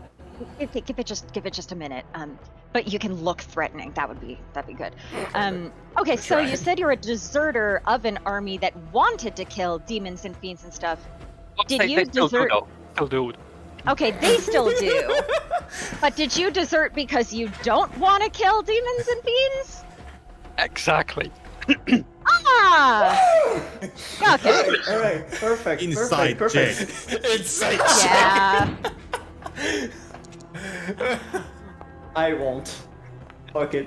Tony's not believe him. sure. They don't believe him for a second. 18, 14, 19. Alright. 19, yeah. Alright, hold on. That was from earlier. Alright. Sarthiel, are you telling the truth or are you lying? I am telling the truth. Okay. Tony doesn't believe you anyways. This is gonna be the dynamic. Welcome to the show. Tony's gonna be like, right, I bet you don't. You wouldn't want to hang me at the sort of... Okay, alright. Actually, no, they go into a warm smile and then they immediately go back into a scowl towards you. Perfect. So, I feel like we should have asked this earlier. What's your name? Whoa, hold on, before we go and start saying names and all that stuff, because names have power. Why haven't you left yet, or attacked us yet? One, I see no reason to attack. Two, I feel like I can answer your question, Tony. I want to make fucking was it not investigation? What's it again? Perception? Perception check to see if I see the mark. Oh, okay. Or a mark. Yeah. Oculi sight? I mean, I assume they're not really hiding it, right? nah. Yeah, you can Okay. see it without rolling. Okay, so he'll just point because he just assumed, like he basically just we meet an individual, he will look for the mark, see if Just they're went over that. It's perfect timing. Yep. like he will just point like Tony. I guess it's because of this. Huh? Because of what? Okay. A couple things before anybody says anything else. Hey, so it looks like you've got a mark on your hand. That's super cool. So do all of us except for Tony. Couple very, very important things. Number one, do not touch your mark to anybody else's mark. Bad things happen. She's had to do this so many times recently. The second thing is there is a word that no one here should say. Okay, And it's that is very, for- very important. Okay, so answer this for me, okay? When you eat an apple, what you have left, the center of it, what is that called? Okay, hold on. First off, what the fuck is that mark thingy?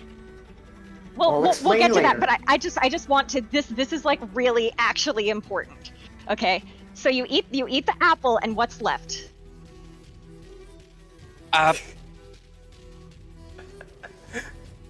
The core. Okay, remember that word. The core of the apple. The core. Oh my Okay, god. Alright, now- asshole. Now, you know what a volcano is? It Yes. has, it's a mountain, has lava, and when the lava comes out, that's called an Eruption? yes. Okay, so the word that we shouldn't say, the first part is like the apple core, and then the second part of the word is like the volcano eruption. Don't say that word. Terrible things happen. Trust me, please. It's so important. Okay? Cool. I'll trust you, but that makes me want to try it even more. I fucking knew it. Yeah, oh my you god. to say something, they're gonna want to say it. Here's the thing. You see, If you Tony say just that says word, makes sense for the devil killer. give him a chance, Tony. Give him a chance. He just showed up. If you say that word, you will get hurt, physically hurt, not from us. It just is a thing that just happens. But also, those people, we call them the starry ones or the darkness. They're the terrible, evil bad guys. And when you say that word, they kind of like get a hint about where we are, and they're really strong and terrible, and they will fuck us up. They have many times. So that's why we don't say it, because you will get hurt right now, and they have a good chance of finding us, showing up, and trying to kill us. Right. That's a lot of should- information. We should make a brochure. Mm-hmm. Honestly, I think I'd appreciate that, so I could know this. Yeah. Well, I mean, that answered all of my questions. Okay, hello. You sure? Well, I mean, that's all of my questions. Yahato, you can go with yours. What was your name? He's laughing. My like, name, Yes. Starfield. Cool. Nice name. Well, guys, got a new buddy. What? What? Yeah, we should Wait, what- probably ask Wait, first. hold on. What do you mean? What do you mean? Yahato? Don't Yeah, call me he- that again, oh. Tony. I no, like that. That's not my name. You know, it's like it's. Oh, you know, I wonder when what some- that's like. I know it's kind of like when people do things that you didn't necessarily agree to. It's kind of like, wow, that's a little rude, right? Thank you, Tony.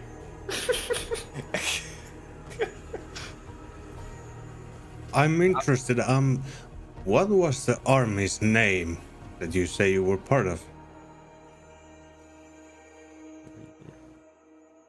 Well, a clerical order of a certain god.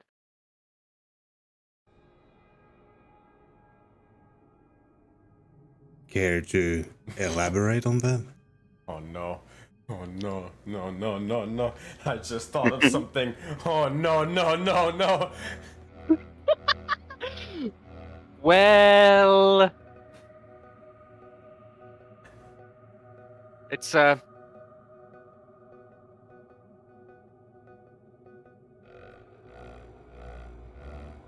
they definitely are not here from what I see. Sorry, I'm just having a hard time talking about my family. Your family? Oh yes.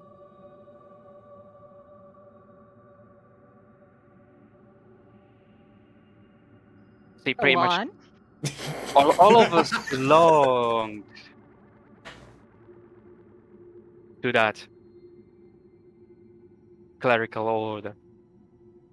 It was sort of a family tradition, air quotes.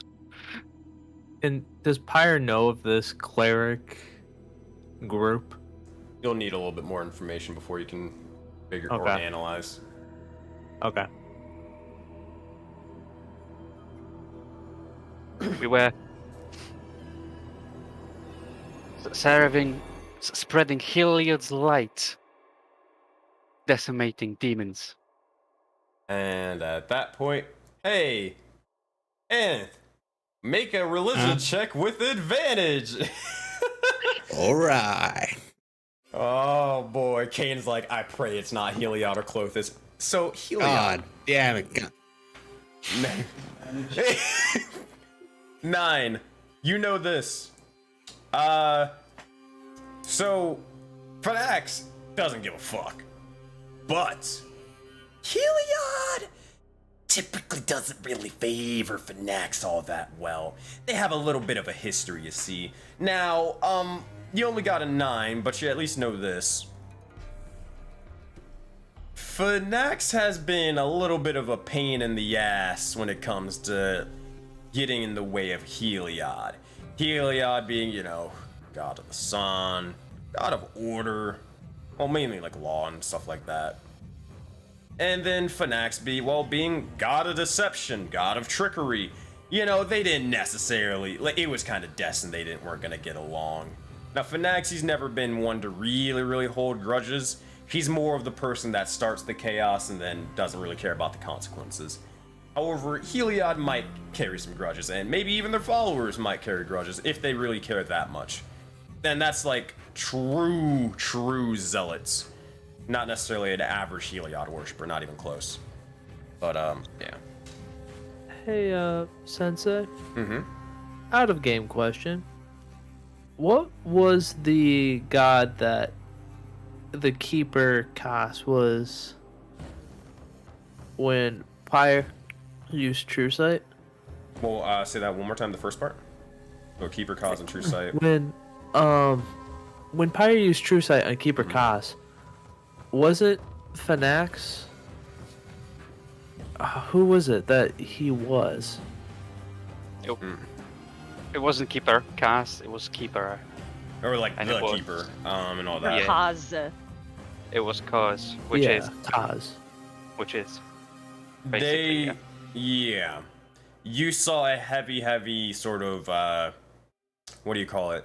Inkling of Fanax's will, Fanax's divine power emanating from Kaz. They were definitely like a demigod of some sorts, or a true god, but yeah, it Gotcha. was Just- Fanax. Pyre doesn't remember either way, but I just out of character trying to keep my head straight. Kane's like, there goes Voden Knights and Seven Souls friendship. Oh man. This is funny. That said,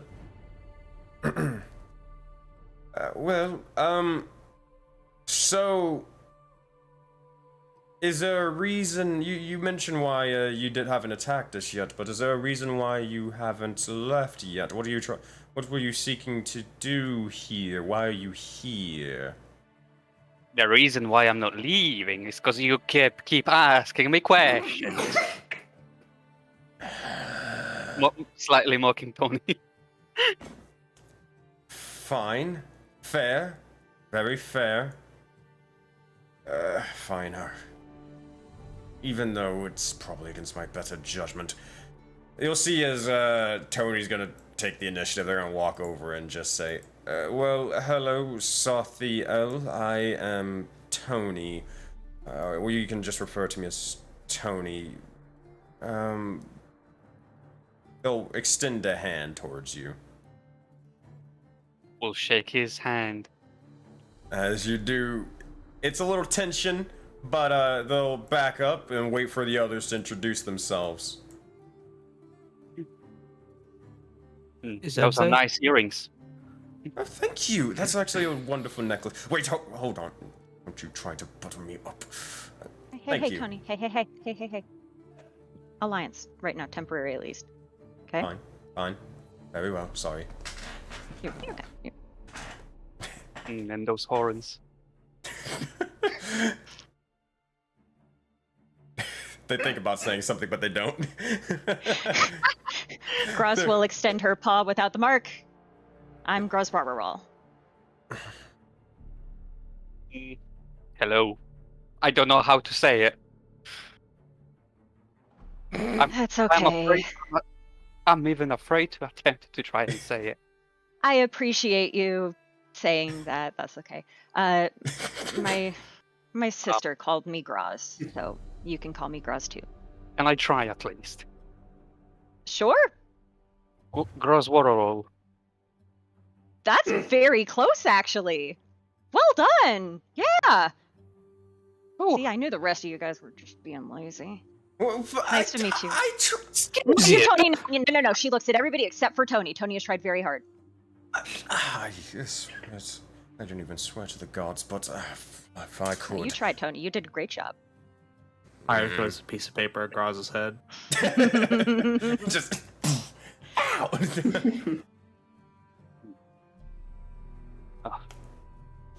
As you just look over and Anthony, Pyre. Well, Pyre's probably just studying in their notes, but Anth, I assume, is just staring at you awkwardly. hello. So you said you left this army. Does this also mean you left your fate in this god you mentioned? I never really had too much of a faith to begin with.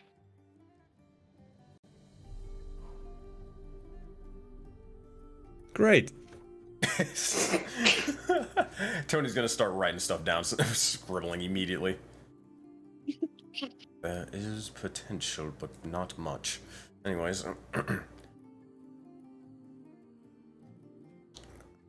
That's looking for Pyre. What? Sorry. I was deep in this cantrip reformulation. Something about fire and what was that other component? Something sulfur. Oh, we should definitely try to pick up some sulfur when we go to hell. Yes, I hear they have abundance of it potentially. Would you know anything? Oh, right. You mean you want me to introduce myself? Right. Pyre kind of straightens up his paper. Say that again, Benroth. You kind of cut out. Just hold on. Mm-hmm.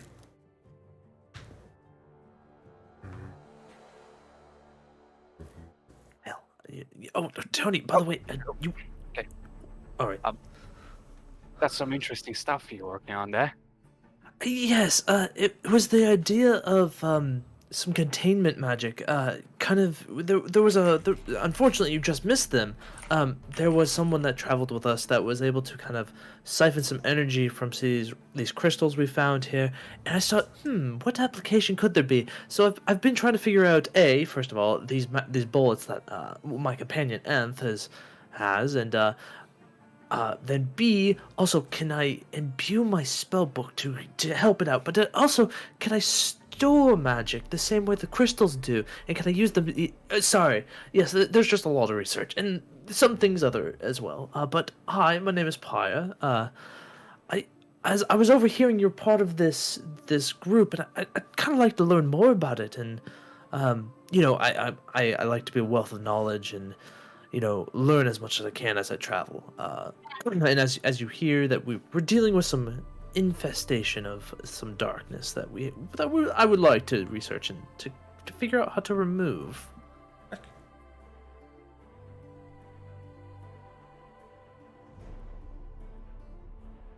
Actually, I have a question.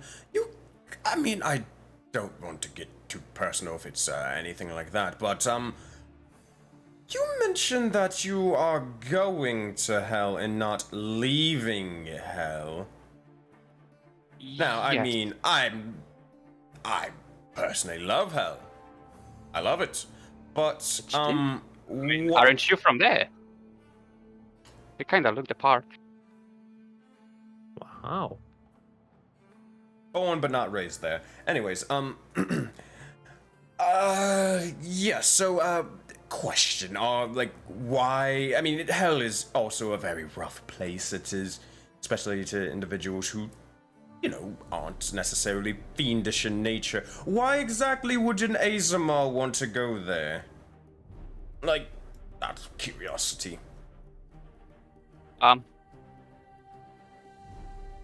Just got someone to save, you see. Oh. I've been there before, but for Oh. quite a few years I couldn't find my way properly, and then suddenly this thing appeared from nowhere, and I was sucked in. What thing? Were you like perhaps on a mountain somewhere? Nearby, yes. Oh. At least I saw a mountain when I was flying, kinda in a way. Flying? What do I know about Asimars, Sensei? Do I know anything? Yeah, you actually know a little bit. Make a history check. History. 21.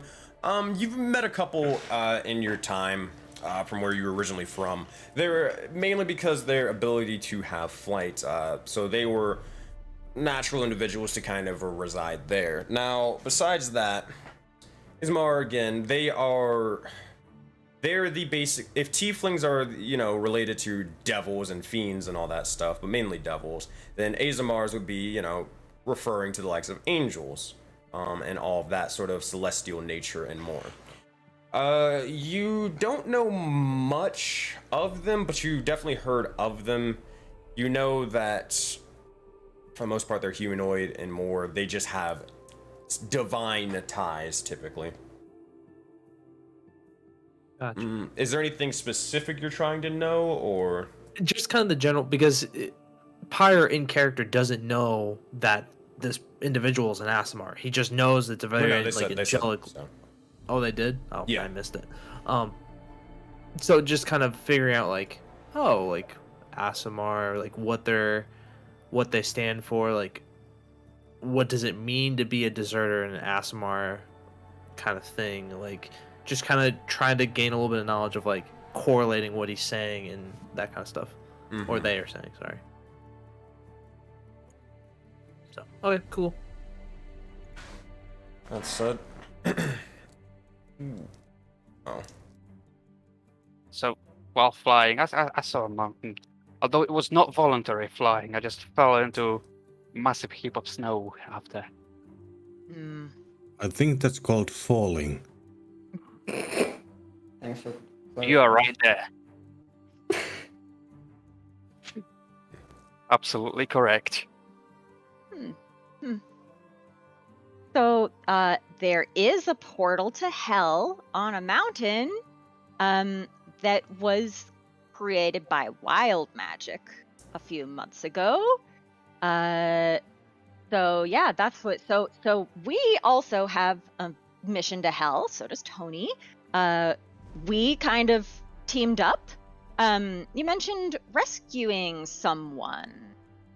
Would you be willing to share that person's name or anything about them? I could tell you their name, but you really won't know them. I'm pretty Very sure. possible, but we do know a lot of random people, my friend. Right. It's Kragos Arel. That does not seem familiar to any of you. You are right. I do not know that name. We are looking for someone named Elowin. You have And no who idea is who that is. Yeah. And who is that? She is someone who is very important to Vitalia, who is the leader of the Valkyries, which is what I am training to be. Vitalia is currently captured and trapped in the Forbidden Expanse. We need to go rescue Elowen from Hell, bring her to the Forbidden Expanse to Vitalia. That's our mission. Now, that's again a lot of information. I have no clue what's Forbidden Expanse. It's a desert. Oh, Okay. that makes a lot more sense now for earlier. Interesting. Okay. I Buddy, wonder if that's buddy. where that. If that's where that one person We are went. currently. Wait, we the are one currently. what? The one what, Tony? Hold on. The one what, Tony? What did you say, Tony? Sorry, I'm a draw. No, you good. I did not notice. Oh, it was just I was wondering. You remember that one person that I mentioned? The grey-skinned individual dressed in the desert. Yeah, I was wondering if I wonder if that's where that individual went. I don't know. I was just sort of thinking out loud. Keep thinking out loud. You have really good thoughts, Tony. I feel like we could get a lot of insight from you. You're doing a good job. I thank you. I guess they'll push up their glasses. It's definitely interesting. Sort of turn away to not show the mark on their neck. And bury themselves into a book and go back to replicating skeletons off to the side. Not giving you context, you're just gonna see an individual literally splitting a skeleton in half. No context, nothing. So what are you guys doing here? Okay. We're, as you heard, on a mission to also go to hell to save people. And we are, apparently, the road ahead is gonna be really dangerous. And we've been, well, we lost some allies recently. Would you wanna, pick an alliance, maybe come with us? I mean, that's definitely gonna be helpful. We're also, we're making an army to make that road a bit easier, That's why, you know? Yeah, that's why we're teaming up with Tony, because they have a slightly different mission in hell than us, but we all want to go there. And right now, the darkness, the apple volcano thing, that word, the darkness, is in hell. There's a lot of them. They're really strong. So Tony is creating the skeleton army so that we have a better chance of getting in there and kicking their asses. That sounds like a good idea. I've been there on my own for a while, and Oh, so you're familiar. Great. Speaking of which, and Anthrax, I still need you to take care of the skeletons. Yep. what are you trying to do? We've got some zombies in this bag, and we gotta kill them. Skeletons, not zombies. Big difference. Skeletons. My apologies. Yeah, So we you have to kill them. We have to fight them and kill them, and then as a Valkyrie, part of my job is to escort their souls to the afterlife. Right, so you want to take them out? Yes. Why not just kill them while they're inside? Can you do that? Well, you can always go into a bag of holding. You just Oh, Be I sure to know. hold- Why wouldn't you release Big inside. a spell or anything into the bag? Doesn't Wouldn't that that- destroy the bag? Yeah, I think we would want to keep the bag. Ire wants to keep the bag. Like, he wants to study that shit. I see. Well, so how do you plan on taking them out? Well, we were just gonna dump them out and fight them. Fair. Yep. Simple, straightforward. Yep. Do you Amongst- by any chance want to join us in doing this? Maybe. Maybe Maybe a good chance to show our different skills. Don't get ahead of yourself. It's just 3 knuckleheads. They shouldn't be that strong. I'm actually quite surprised that you've struggled with, or maybe you just caught up with things, right? Caught up with things. Tony, not now. Not now. I wonder why you haven't handled them yourself, or is that just a nickname you have? Oh no, like I mentioned before, I don't fight. That's not my thing. I fight out of a necessity, and that is not a necessity. I have a wonderful fighters right here. That's, friendly and What? more. That lots more equipped for that.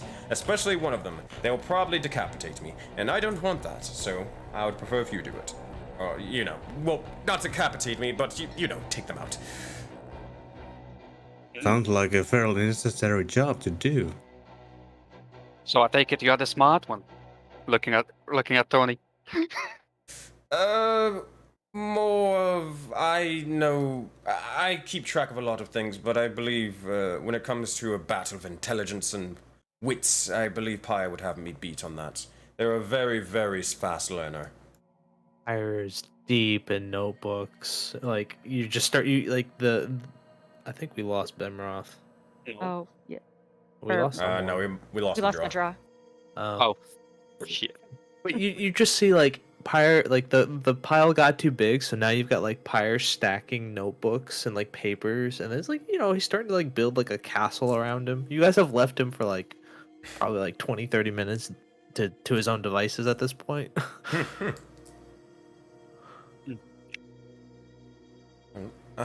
Here, I don't believe there's any point in wasting any more time. Would you please be able to get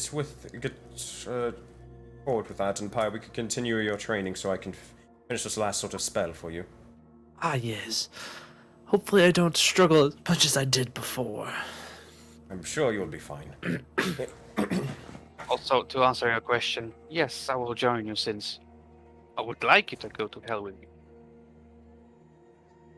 Absolutely, to hell with good intentions. Oh, hell. You know what they say. The path to hell is paved with good intentions, right? Sure. I never understood what that meant, but however. I don't either. It's a saying. I guess it means that, if you're paving a good way, then you're going to get to a good place. I don't know. Whatever. Well, we have different notions of what a good place is, Tony. For you, it's good. For me, probably not. But I guess so. Anyways, come by with me. Let's us continue this. I have one quick thing before we go outside, Tony. We're gonna go do this with the zombies and stuff. But Skeletons, not zombies. Big difference. skeletons. I'm very sorry about that. But Sarfield, you came at just the tail end of a really, really big crazy time for us. But we just got back. Have you ever heard of the Arena of the Gods? No. No? Cool. It's a really neat place, and it's a place where you can go to train and get stronger. And before we go to hell, I think that we should all take some time and go there, and let's practice fighting each other. Let's get that strength up. Tournament So art. yeah. I don't know if you want to have like all of us do fucking Arena of the Gods just for like a whole session or not. So that's why like Roz is I don't like, care. we'll just. It doesn't matter to me. You tell me what you want to do, and I'll make sure to play it and make it cool. I would like for it to happen before we level up. So that's A second time, gotcha. yeah. Yeah. Okay. But yeah, so yes, we should all go to the Arena of the Gods, and we should all train there because we need to have all of our strength before we go fight the darkness in hell. But also, Sarfiel, do you know what your mark does besides glow like a purple square? Nope. It's the first time I've seen it when I walked in to hear when you pointed it out. Okay. So I have not realized I had it on my hand. Yep. Well, welcome to the team. Oof. Okay, so Also, all of our also, real quick sort of thing. You mentioned a team, and I don't know if I asked this before. What exactly do you call yourselves? Are you just like this? I don't know, the friendos, the squad. Like, what do you call yourselves? Good point, Tony. That's something we gotta work on. we haven't officially decided on a name, but I feel like, we're here to defend Voden. Maybe something like that. I don't know. Defenders of Voden, really cool people who are trying to fix a lot of things, sometimes making mistakes, but they're doing their best. Are you looking at Pyre when you say that? Deliberately avoiding Pyre. Pyre That's a little doesn't. targeted. Pyre doesn't see it. Yeah, that felt targeted there, Sam. No, Cross would never do anything like directly at Pyre. Oh yeah. We're all trying our best. She's fucked up too. No, I'm giving you crap. Pyre's lost in his books either way. Like I said, you guys let him do his thing, so he's. Well, if that's the case, is there anything else you need to do, or are you guys heading out to deal with the skeletons? Or you can you have the bag. You just also do it in here. It's up to you. I think it's better to go outside. Yeah. Too. Am I doing the stuff with Tony after this fight or before this fight? Tony doesn't seem really concerned that it's gonna be that bad. If you really want to, you can, but it's not much of anything. They said it's like 3 skeletons. You guys in past have dealt with 3 skeletons before. They're not that strong. So yeah, but one was like a minotaur or something, right? There wasn't one that was a minotaur. Even then, it's up to you if you want to just provide support or you cheer them on. You as a wizard, they'll be fine, but it's up to you if you want to provide extra insurance. It's either that or you learn the spell faster.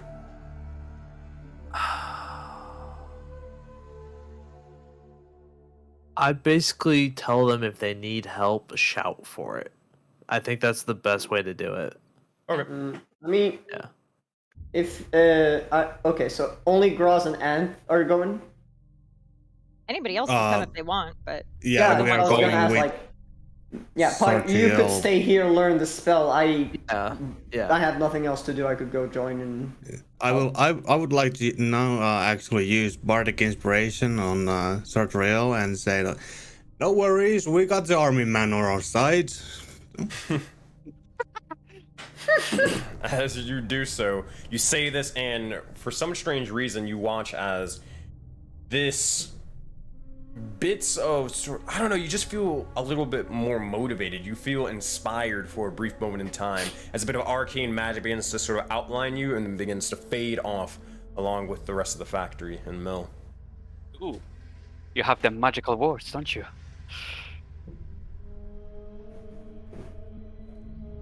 Magical what? Words. Absolutely. Very good. That. Alright. Party begins to head on outside and gather their things. So, is this everybody doing it? Or, so as in everybody is in Graz, Yahato, and Sarthiel? Are you all doing it? Yeah, I'm going in. Yes. Okie dokie. So with that, let's do this. I want to hear the wackadoodle plan for this one this time. Alright. it was a perfectly valid plan. We've established Graz is good at fighting on different terrains, okay? That's where she's coming from. I'm gonna just drop Pyre's token inside. Do you guys want Pyre to use Mage Hand to flip the bag as you guys prepare to just beat the crap out of them all in one go? That would be helpful. That's actually a great idea, yes. And then Pyre And then would you can go do magic. Okay, peace. Oh man. Okay. But Then Pyre gets to keep the bag. Perfect. That's So there's out of game, but to Sammy / Gross, the best way to empty a bag is to turn it upside down. That's true. Alright, so, Pyre, for the sake of brevity, you begin to take the bag and use a sort of your mage hand, just kind of hold it and hoist it. How far do you hoist it or put it?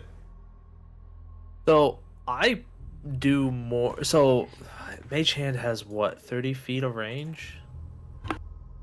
Yeah. Mm-hmm. I put it about like 20 feet in the air, and I'm gonna dump them on the ground. And if they land on their feet, they land on their feet. And I'm probably gonna try to put it more towards like an open space. So like here-ish. Oh my goodness. Perfect. And then like they're probably like I said 20 feet in the air, and he's gonna invert it with the hand so they like fall out, and then he's gonna like run back inside. As you begin to do so, you begin to hoist it up and then begin to just flip it inside out, correct? Well, after everyone gets in position, but yeah. Yeah, okay. Is everybody in position of where they want to be, first off? Oh, and why is there two pyres? Because I'm magical. Wait, where is he flipping it? Over here. Yeah. Right. Okay. I am gonna be next to it. You got it. As this begins to happen, Pyre, you immediately flip the legs of the bag inside out, and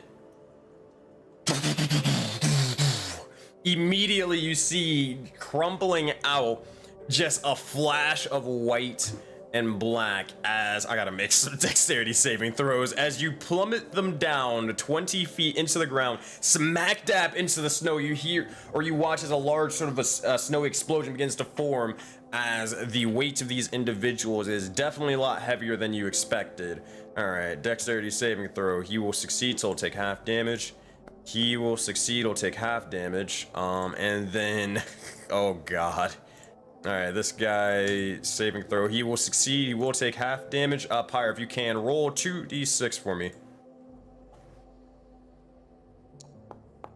8 points of damage. Nice. As this begins to happen, you see as a smackdown onto the ground, just kind of completely disgruntled. You look over, and as this begins to happen, you see as the snow clears, they rise up for a moment, and they continue to rise further and further before they begin to tower over you. You see as this Minotaur skeleton seems to have a giant axe at their side, almost similar in size to the likes of Atalia's. As they look over, and they're none of you understand Necro, and they begin to just clack, clack, clack, and they look over towards Graz, and they're just gonna fucking swing directly at her. And with that, Are we sure we want Pyre to go back inside? well, we'll have to figure that out as your souls are shackled, and the time for battle is now. I need everybody everybody who's participating to roll for initiative. Here we go. Let me go grab the combat stuff. Am I rolling initiative or not? If you want to fight, you can. But yeah, there's gonna be something. All right, combat music. As soon as he sees the big guy fall out, he goes, "I might stay." Doesn't matter. I rolled a 4 either way. All right, let's do this. I would also, Sensei. Question. Since everyone got in position, would they have readied an action to attack as soon as they fell out? Sadly not. We can only have one person ready in action, but no one specified ready in action, so here we are. Cool.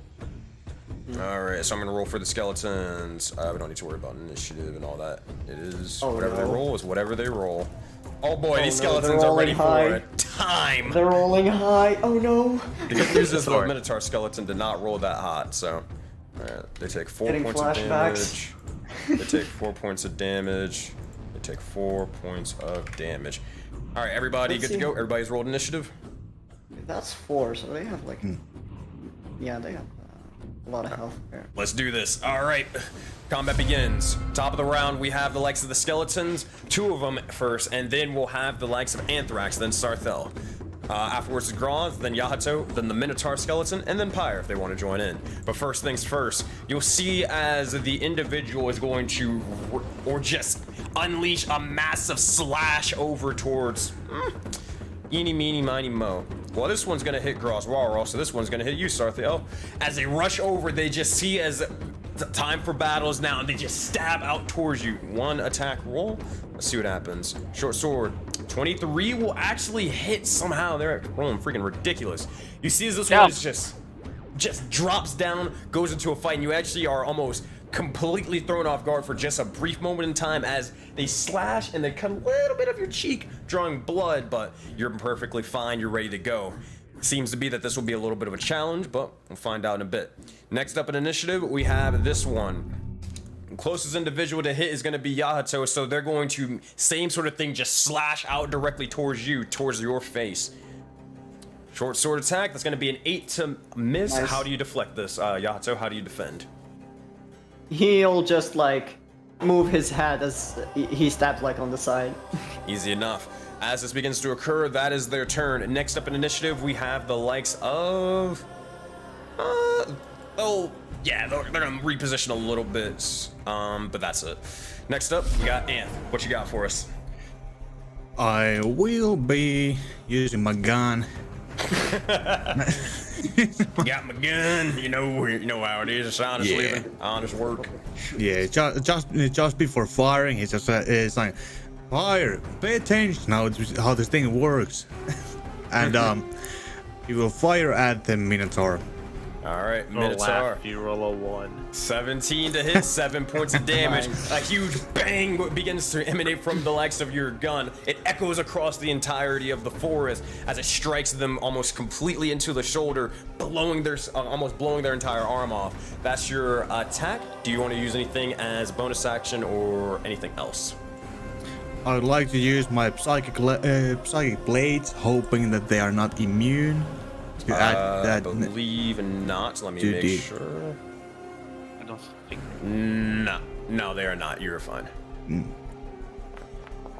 7 points of damage. Not bad. Not bad. As this begins to happen, the bullet begins to sort of strike into their shoulder, but you see as it leaves a sort of almost infectious wound over towards them, as they begin to sort of grab their head, almost stopping for a brief moment, in the midst of swinging towards Auroraverse.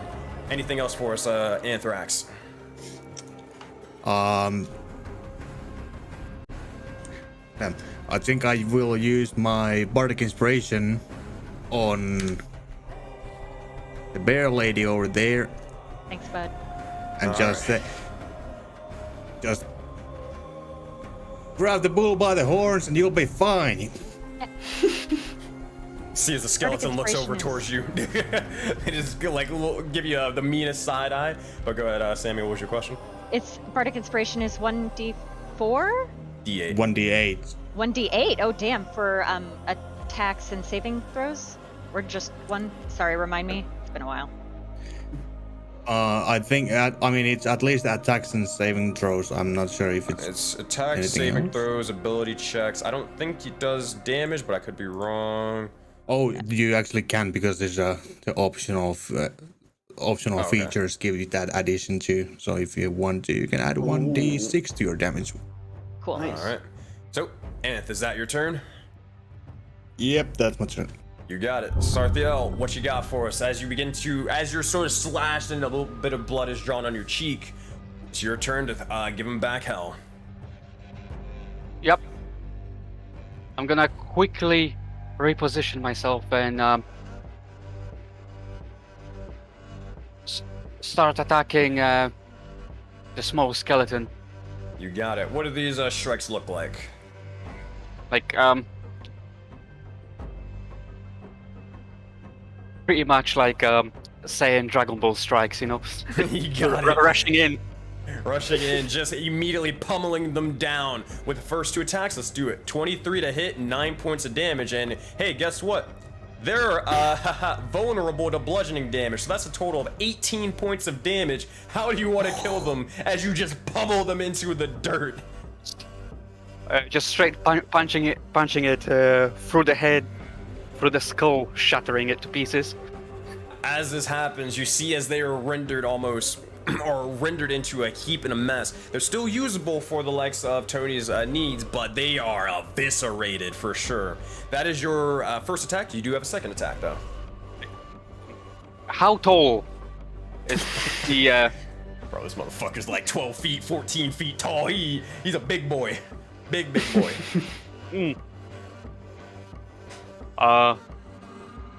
Gonna use another attack, of course, on him. Gonna jump up towards his head to smash it. At least attempt so. Easy enough. As you begin to do so, you jump up and try to bring forth a giant sort of smashing of a hammer fist. 14, that will hit, dealing 8 points of damage. Now let me see if there's, I don't think they're vulnerable. They are vulnerable, never mind. That's going to be 16 points of damage rather than just the 8. God damn. Sensei, can I use Expedient Strike right now? What is Expedient creature- Strike? A creature, whenever a creature within 5 feet of you is hit by an attack made by a creature other than you, you can use your reaction to make a melee attack against that creature. I'll allow it. You didn't, even though you didn't do it before. I'll allow that. All right, make an attack roll towards this individual. New features, new stuff. 12 to hit. Ooh, they're not looking too good, Mr. Stark. 12 to hit, 11 points of damage as you slash out with the longsword, almost completely cutting off their arm and almost their leg as this is a huge vert or diagonal strike. All right, Sarthael, that is your second attack with the hammer fist down. You do have a bonus action to strike.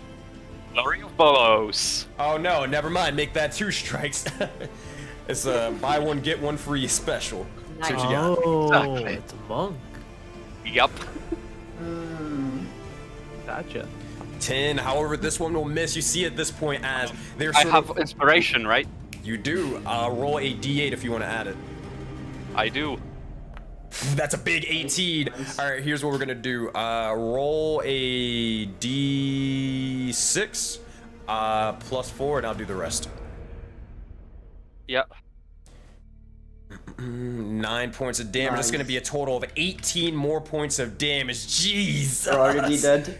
And with that, you have one final strike as you bring down the hammer fist, immediately sort of coming in with another sort of punch, almost caving their entire chest in. You do have a fourth and final attack. 25 to hit, 14 points of damage. How do you want to kill him? Like I said, guys, it wasn't gonna be that crazy. Just making sure. Gonna jump up, grab his ribs, pull myself up off of them, ripping them out, and then just doing an uppercut to his face, smashing it to pieces. As you begin to grab the ribs, rip them off, and just as they're sort of like almost debilitated for a moment, they drop to one of or both knees for a brief moment as they are going through it. As this happens, you begin to put in a bit of power and strike up towards their chin with a massive uppercut as you send their skull flying wide off into the trees, off into the snow. Like someone said, Mortal Kombat style. Good stuff. All right, Sarthael, that is your action. Bonus action. All you have is movement left. Is there anywhere you'd like to move? I just reposition myself to next to the other one. You got it. All right, Graz, you are up. Yahato, you'd be next. What you got, Graz? Ra's gonna move over here. Whoop. Here. And stabby. Stabby. Let's see what you got. You bring the longsword out, trying to slash out towards them. 21 to hit, 6 points of damage as they are almost completely cut in half. You do have a second strike, though. Ka-chow! 17 to hit, 8 points of damage. It's easy work and easy pickings. How do you want to do this, Graz? She kind of looks at Sarfiel and gives him like a coy smirk, like, okay, like you took the Minotaur and that's awesome, dude. Like you're real good, but like I can do some cool stuff too. And then just like whips her sword back like a fucking baseball bat and just like slices the fuck through it, anime style. Nice. As you do. All right, if you want to go anime style, I'm gonna take this from you, Yato. You slice for a brief moment, and as it begins to happen, it's just a sort of pause before shing. It begins to slowly, completely just decapitate them in half. Several seconds after the fact, and they fall into the snow, dead and defeated. Good stuff. Good stuff. All right. And with that, it seems to be that you all have dealt with the likes of these skeletons, and you're good to go. Combat is now over. And with that, I believe that would be an achievement, but I think Zale got that achievement technically. I think he already got that already, whereas you just beat combat in less than 1 turn. Let me check real quick. Because I think he got that technically with Tony Takedown. Or he just said, hey, yo, let's just fight. Wouldn't that be... No, it was, no, Rokaz got that, where they just talked it out and they ended the encounter in 1 round. Yep, never mind. Alrighty, so with that, that is your go. Alright, let me go change the music back and let me end the combat, but...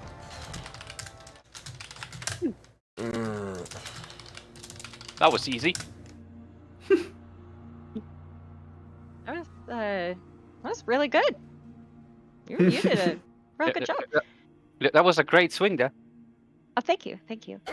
So question, you're looks like you're a monk. is like, hey, yo, come on, man. He's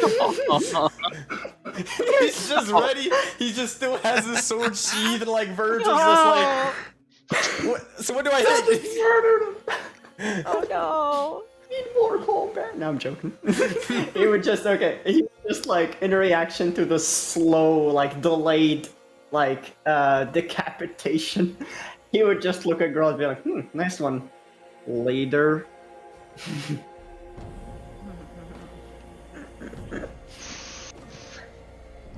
Yep, we'll see about that. But Starfield, you it looks like you're a monk, maybe? In a way. Anything about like it's connecting the like all the heavenly paths and stuff, right? You can make a history. You can make a history check on that. Me or them? Or Starfield. Heavenly Path, yes. So you know of the Heavenly Path for sure. You being or training as a monk in any way, shape, or form, you would at least know of this. Now, you in particular, you have not walked it before, and that could be something that you could seek to do. But the Heavenly Path is essentially the, how do you say in simple terms, the bridge between worlds. The bridge between, not necessarily the planes, but the worlds. Dendar. Yeah, planets. Yeah, you know what it is, or whatever. But obviously, your character wouldn't know that though. Yeah. Cause you knew you had meta knowledge from Vilmos. But yeah, essentially, it would be the place between worlds. But one thing that you would know is all the monks sort of walk it to basically unlock closer and closer, or more advanced techniques, more advanced powers from, well, the first monk. This individual, their name's sort of sacred, not knowing much of them, but on this path you at least know that they left bits of their relics amongst it. It's a thing that any monk would aspire to try to travel and aspire to find, and grow worthy enough to wield said weapons of the first ever monk. But that's just something, if you ever want to look into, that's a little path for you. And pretty much any monk player. Like, Creelan would know this as well, and he's already kind of started his first journey. Yeah, in a way, you could say. Okay. There's, not now. But, and she looks at Yahato, there's some more information that we have about our ultimate goal of defeating the darkness that I think involves that heavenly path, and we'll sit down and go over all of that another time. We'll share all that information. Okay. The darkness, you mean? This. The Apple volcano. Right. Yes. That's what I thought. Yeah. Oh, volcano. I like Working that on name. that. Cross, I like that make an name. intelligence check.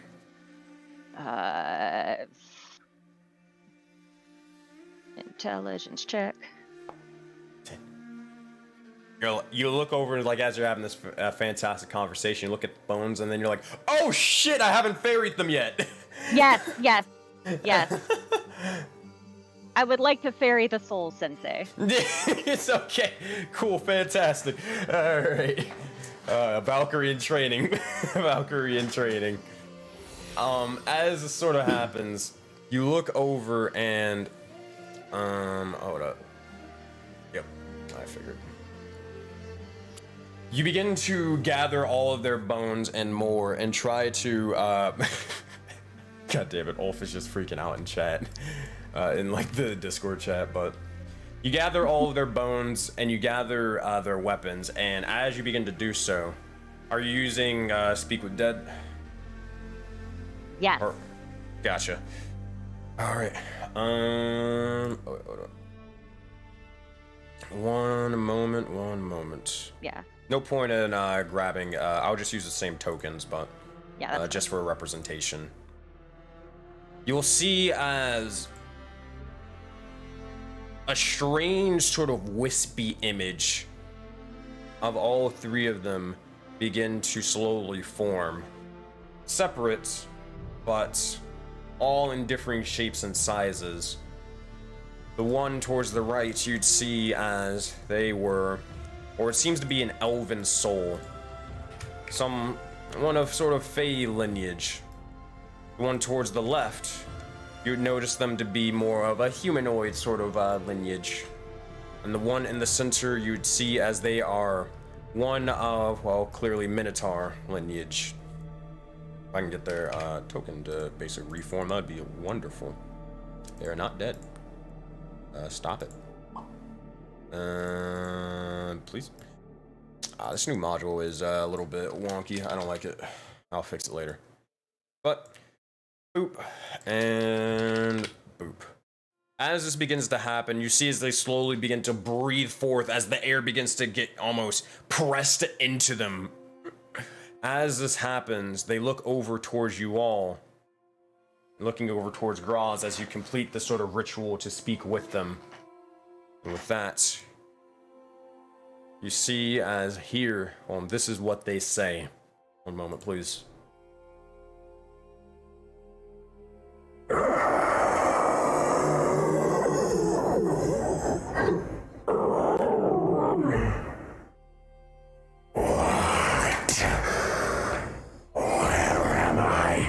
What is this? Let me go. Let me be free.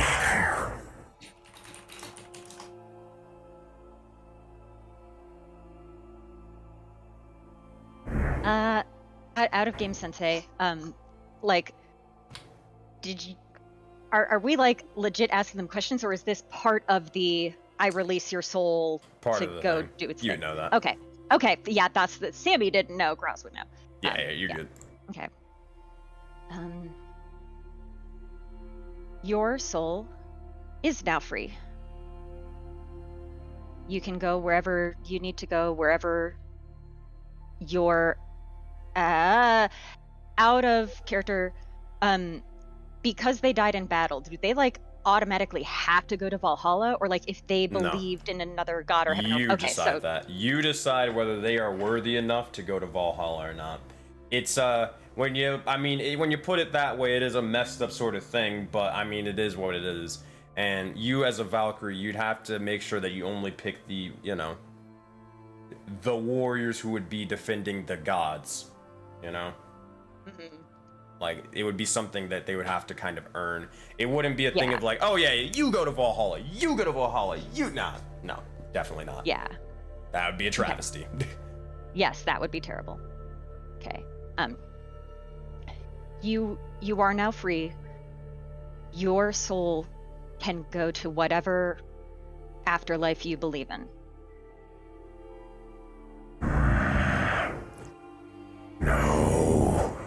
No. For what they did, they deserve to suffer. Who? scientists. We agreed, but we didn't know that this is what our fate would be. To be rendered shells of ourselves, put in metal suits, bodies. A mockery of ourselves, our former selves.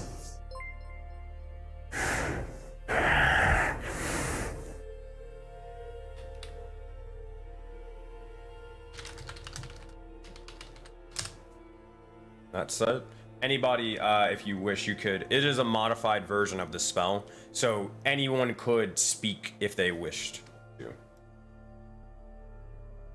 Do we know if they're talking about like the Nazgul specialties? Is that what You that could was? ask him.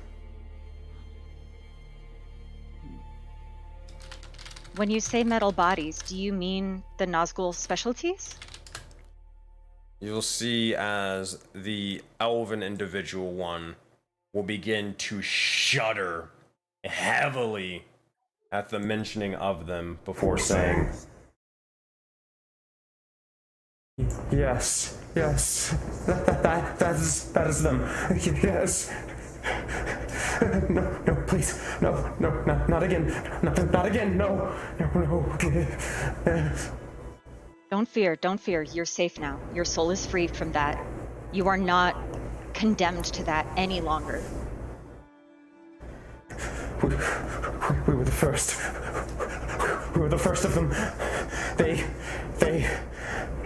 wanted to defeat the stars. They wanted to defeat them all. They said they needed some means. They weren't strong enough. They weren't powerful enough. Maybe experimentation, maybe metal, maybe combining us with automatons would be the way to go. It was not at all. They kept us under wraps. Before civilization, it crumbled. The sky broke. Everything went to hell.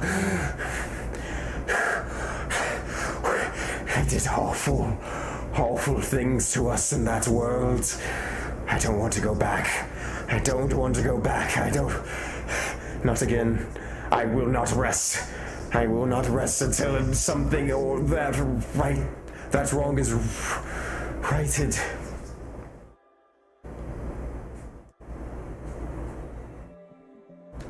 After hearing that they were put in like metal bodies, Pyre would ask, where did this happen? we'll see as this individual begin to speak. I do not know. None of us know. We have no recollection. We are unsure. They wanted to stop the stars. But once we weren't useful anymore, they threw us out. That's when they started the Omedan Initiate. Using, instead of us humanoids, they used animals, creatures, insects, making robots, droids, based off of them, so no life would be lost after what happened to us. But they can't hide what they did. We will remember. We take this to the grave with us, but we don't want to. People should know the truth.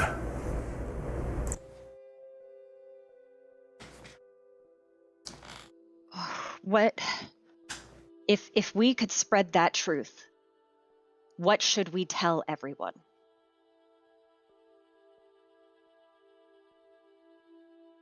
See as this individual begin to speak and say,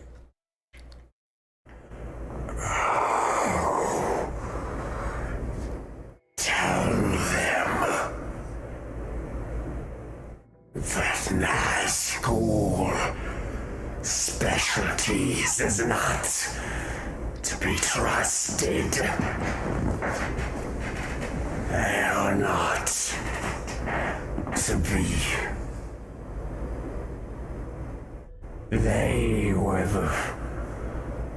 They were the first of many, but they were the first to be foolish. Foolish in what way? That those, the successors, those who come forth past, they're not as foolish to experiment on life like they did. That whatever city, whatever forbidden city will no longer be one with so much pain and suffering. One with prosperity. That is what we seek. A better future.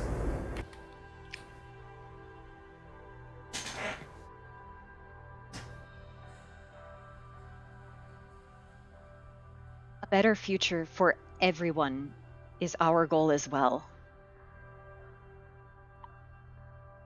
We will not forget what you experienced. We will not forget what you've been through. And we will share all this information that you've given us to do our best to prevent it from ever happening again. What you went through, I can't even imagine. But I promise you, we will do our best to ensure it never happens to anyone ever again. With that, Auroraverse will make a persuasion check. If anybody wants to add anything, you can give her advantage, though. And can I just give her the natural 20? You can if you want. Sure, why not? As you do so, Graz, no roll needed. You see as Verpire has foreseen this event. They have foreseen the results. I imagine they sit back quietly as they watch everything unfold. As time begins to move forward, you see as the skeletons all begin to look over towards you in unison. They nod, they bow their head as they're in the presence of a Valkyrie. You say these words, and they will have to accept it for the time being. But actions mean a lot more. Whether you'll be able to continue and uphold this action, we'll have to see. But regardless, you'll notice as the souls and the spirits themselves will begin to slowly drop one by one. And as they do so, the ghostly figures begin to slowly dissipate one by one, before eventually you see as their spirit, or the spirit themselves, begin to slowly change shape. It begins to slowly manifest into a small spherical individual. Small spherical individual with two tiny fins at their side. You see as this begins to happen, they look over towards you, and eventually they gain a couple of sort of bit of clothing to them. A couple of overalls, a couple of tools, as they're given a purpose in this afterlife. You see as one by one they begin to turn into builder spirits, as you've seen multiple times. And as they do so, give you a little salute and begin to head towards their next sort of area, their next task, awaiting the likes of the soulbound to give it. As they begin to fly off one by one, their souls have been ferried, but the bones are still useful. That, my friends, their soul is gone. 7 souls need to make sure that they can uphold this task. Whether they'll be able to do so, well, we'll have to find out next time. The next session next week. Thank you guys again for everybody who was able to play today. Special shout out to Bimroth and the new character. Guys. Feel in the house. Nice. So, thank you guys again, or thank you guys to all the players, and also thank you all to the individuals who were able to tune in to watch this epic sort of stream. You guys are fantastic. Make sure to like the video, make sure to subscribe to the channel, make sure to hit the follow button, as it does help us out tremendously. That said, I'm gonna go break down stream. I will be back in just a bit. I'm gonna go talk chat's ear off for a second. All right, be back. Boop, boop. Alrighty, let's swap on over to the thing. Also, thank you, Tileworks. Thank you for the follow. Appreciate that. So, hello everybody. Welcome to the stream today. If you guys are just joining on in, thank you guys again for watching. For those of you guys who don't know me, my name is SenseiSuplex. Hello, how's it going? I am a professional dungeon master who runs a giant living persistent universe known as Project Aurora. Essentially, every game that you see that is ran by me is ran in the same universe where anything, and I mean anything, can affect the games and affect the universe, leaving their mark. So you can have it where games, or like this game today, can leave echoes and can affect all the other sessions and the Friday game, the Sunday game, the Monday game, all the games in the universe and more. On top of that, you guys in chat can affect the games as well by giving out inspiration points, giving out healing potions, changing the weather, help building up the lore, and more. It's fantastic time. Why not? We'll go with that word. So be sure to join the Discord if you want. And yeah, we'll see you guys in a bit. We're gonna go see, before we go head off, we're gonna go see if we can raid into somebody. Rolling together. Stream schedule. Do we have anybody for Saturdays that we raid into? Play Nerd Allies. Okay, we're gonna see if Play Nerd Allies is available. Let's go play the starting soon screen, and I will see you guys in a bit. Thank you guys again for watching. Oh, again, go friggin' to the friggin' YouTube video and go like it. Do it now. Do it now. All right, I'll see you guys in a bit. Have a good one.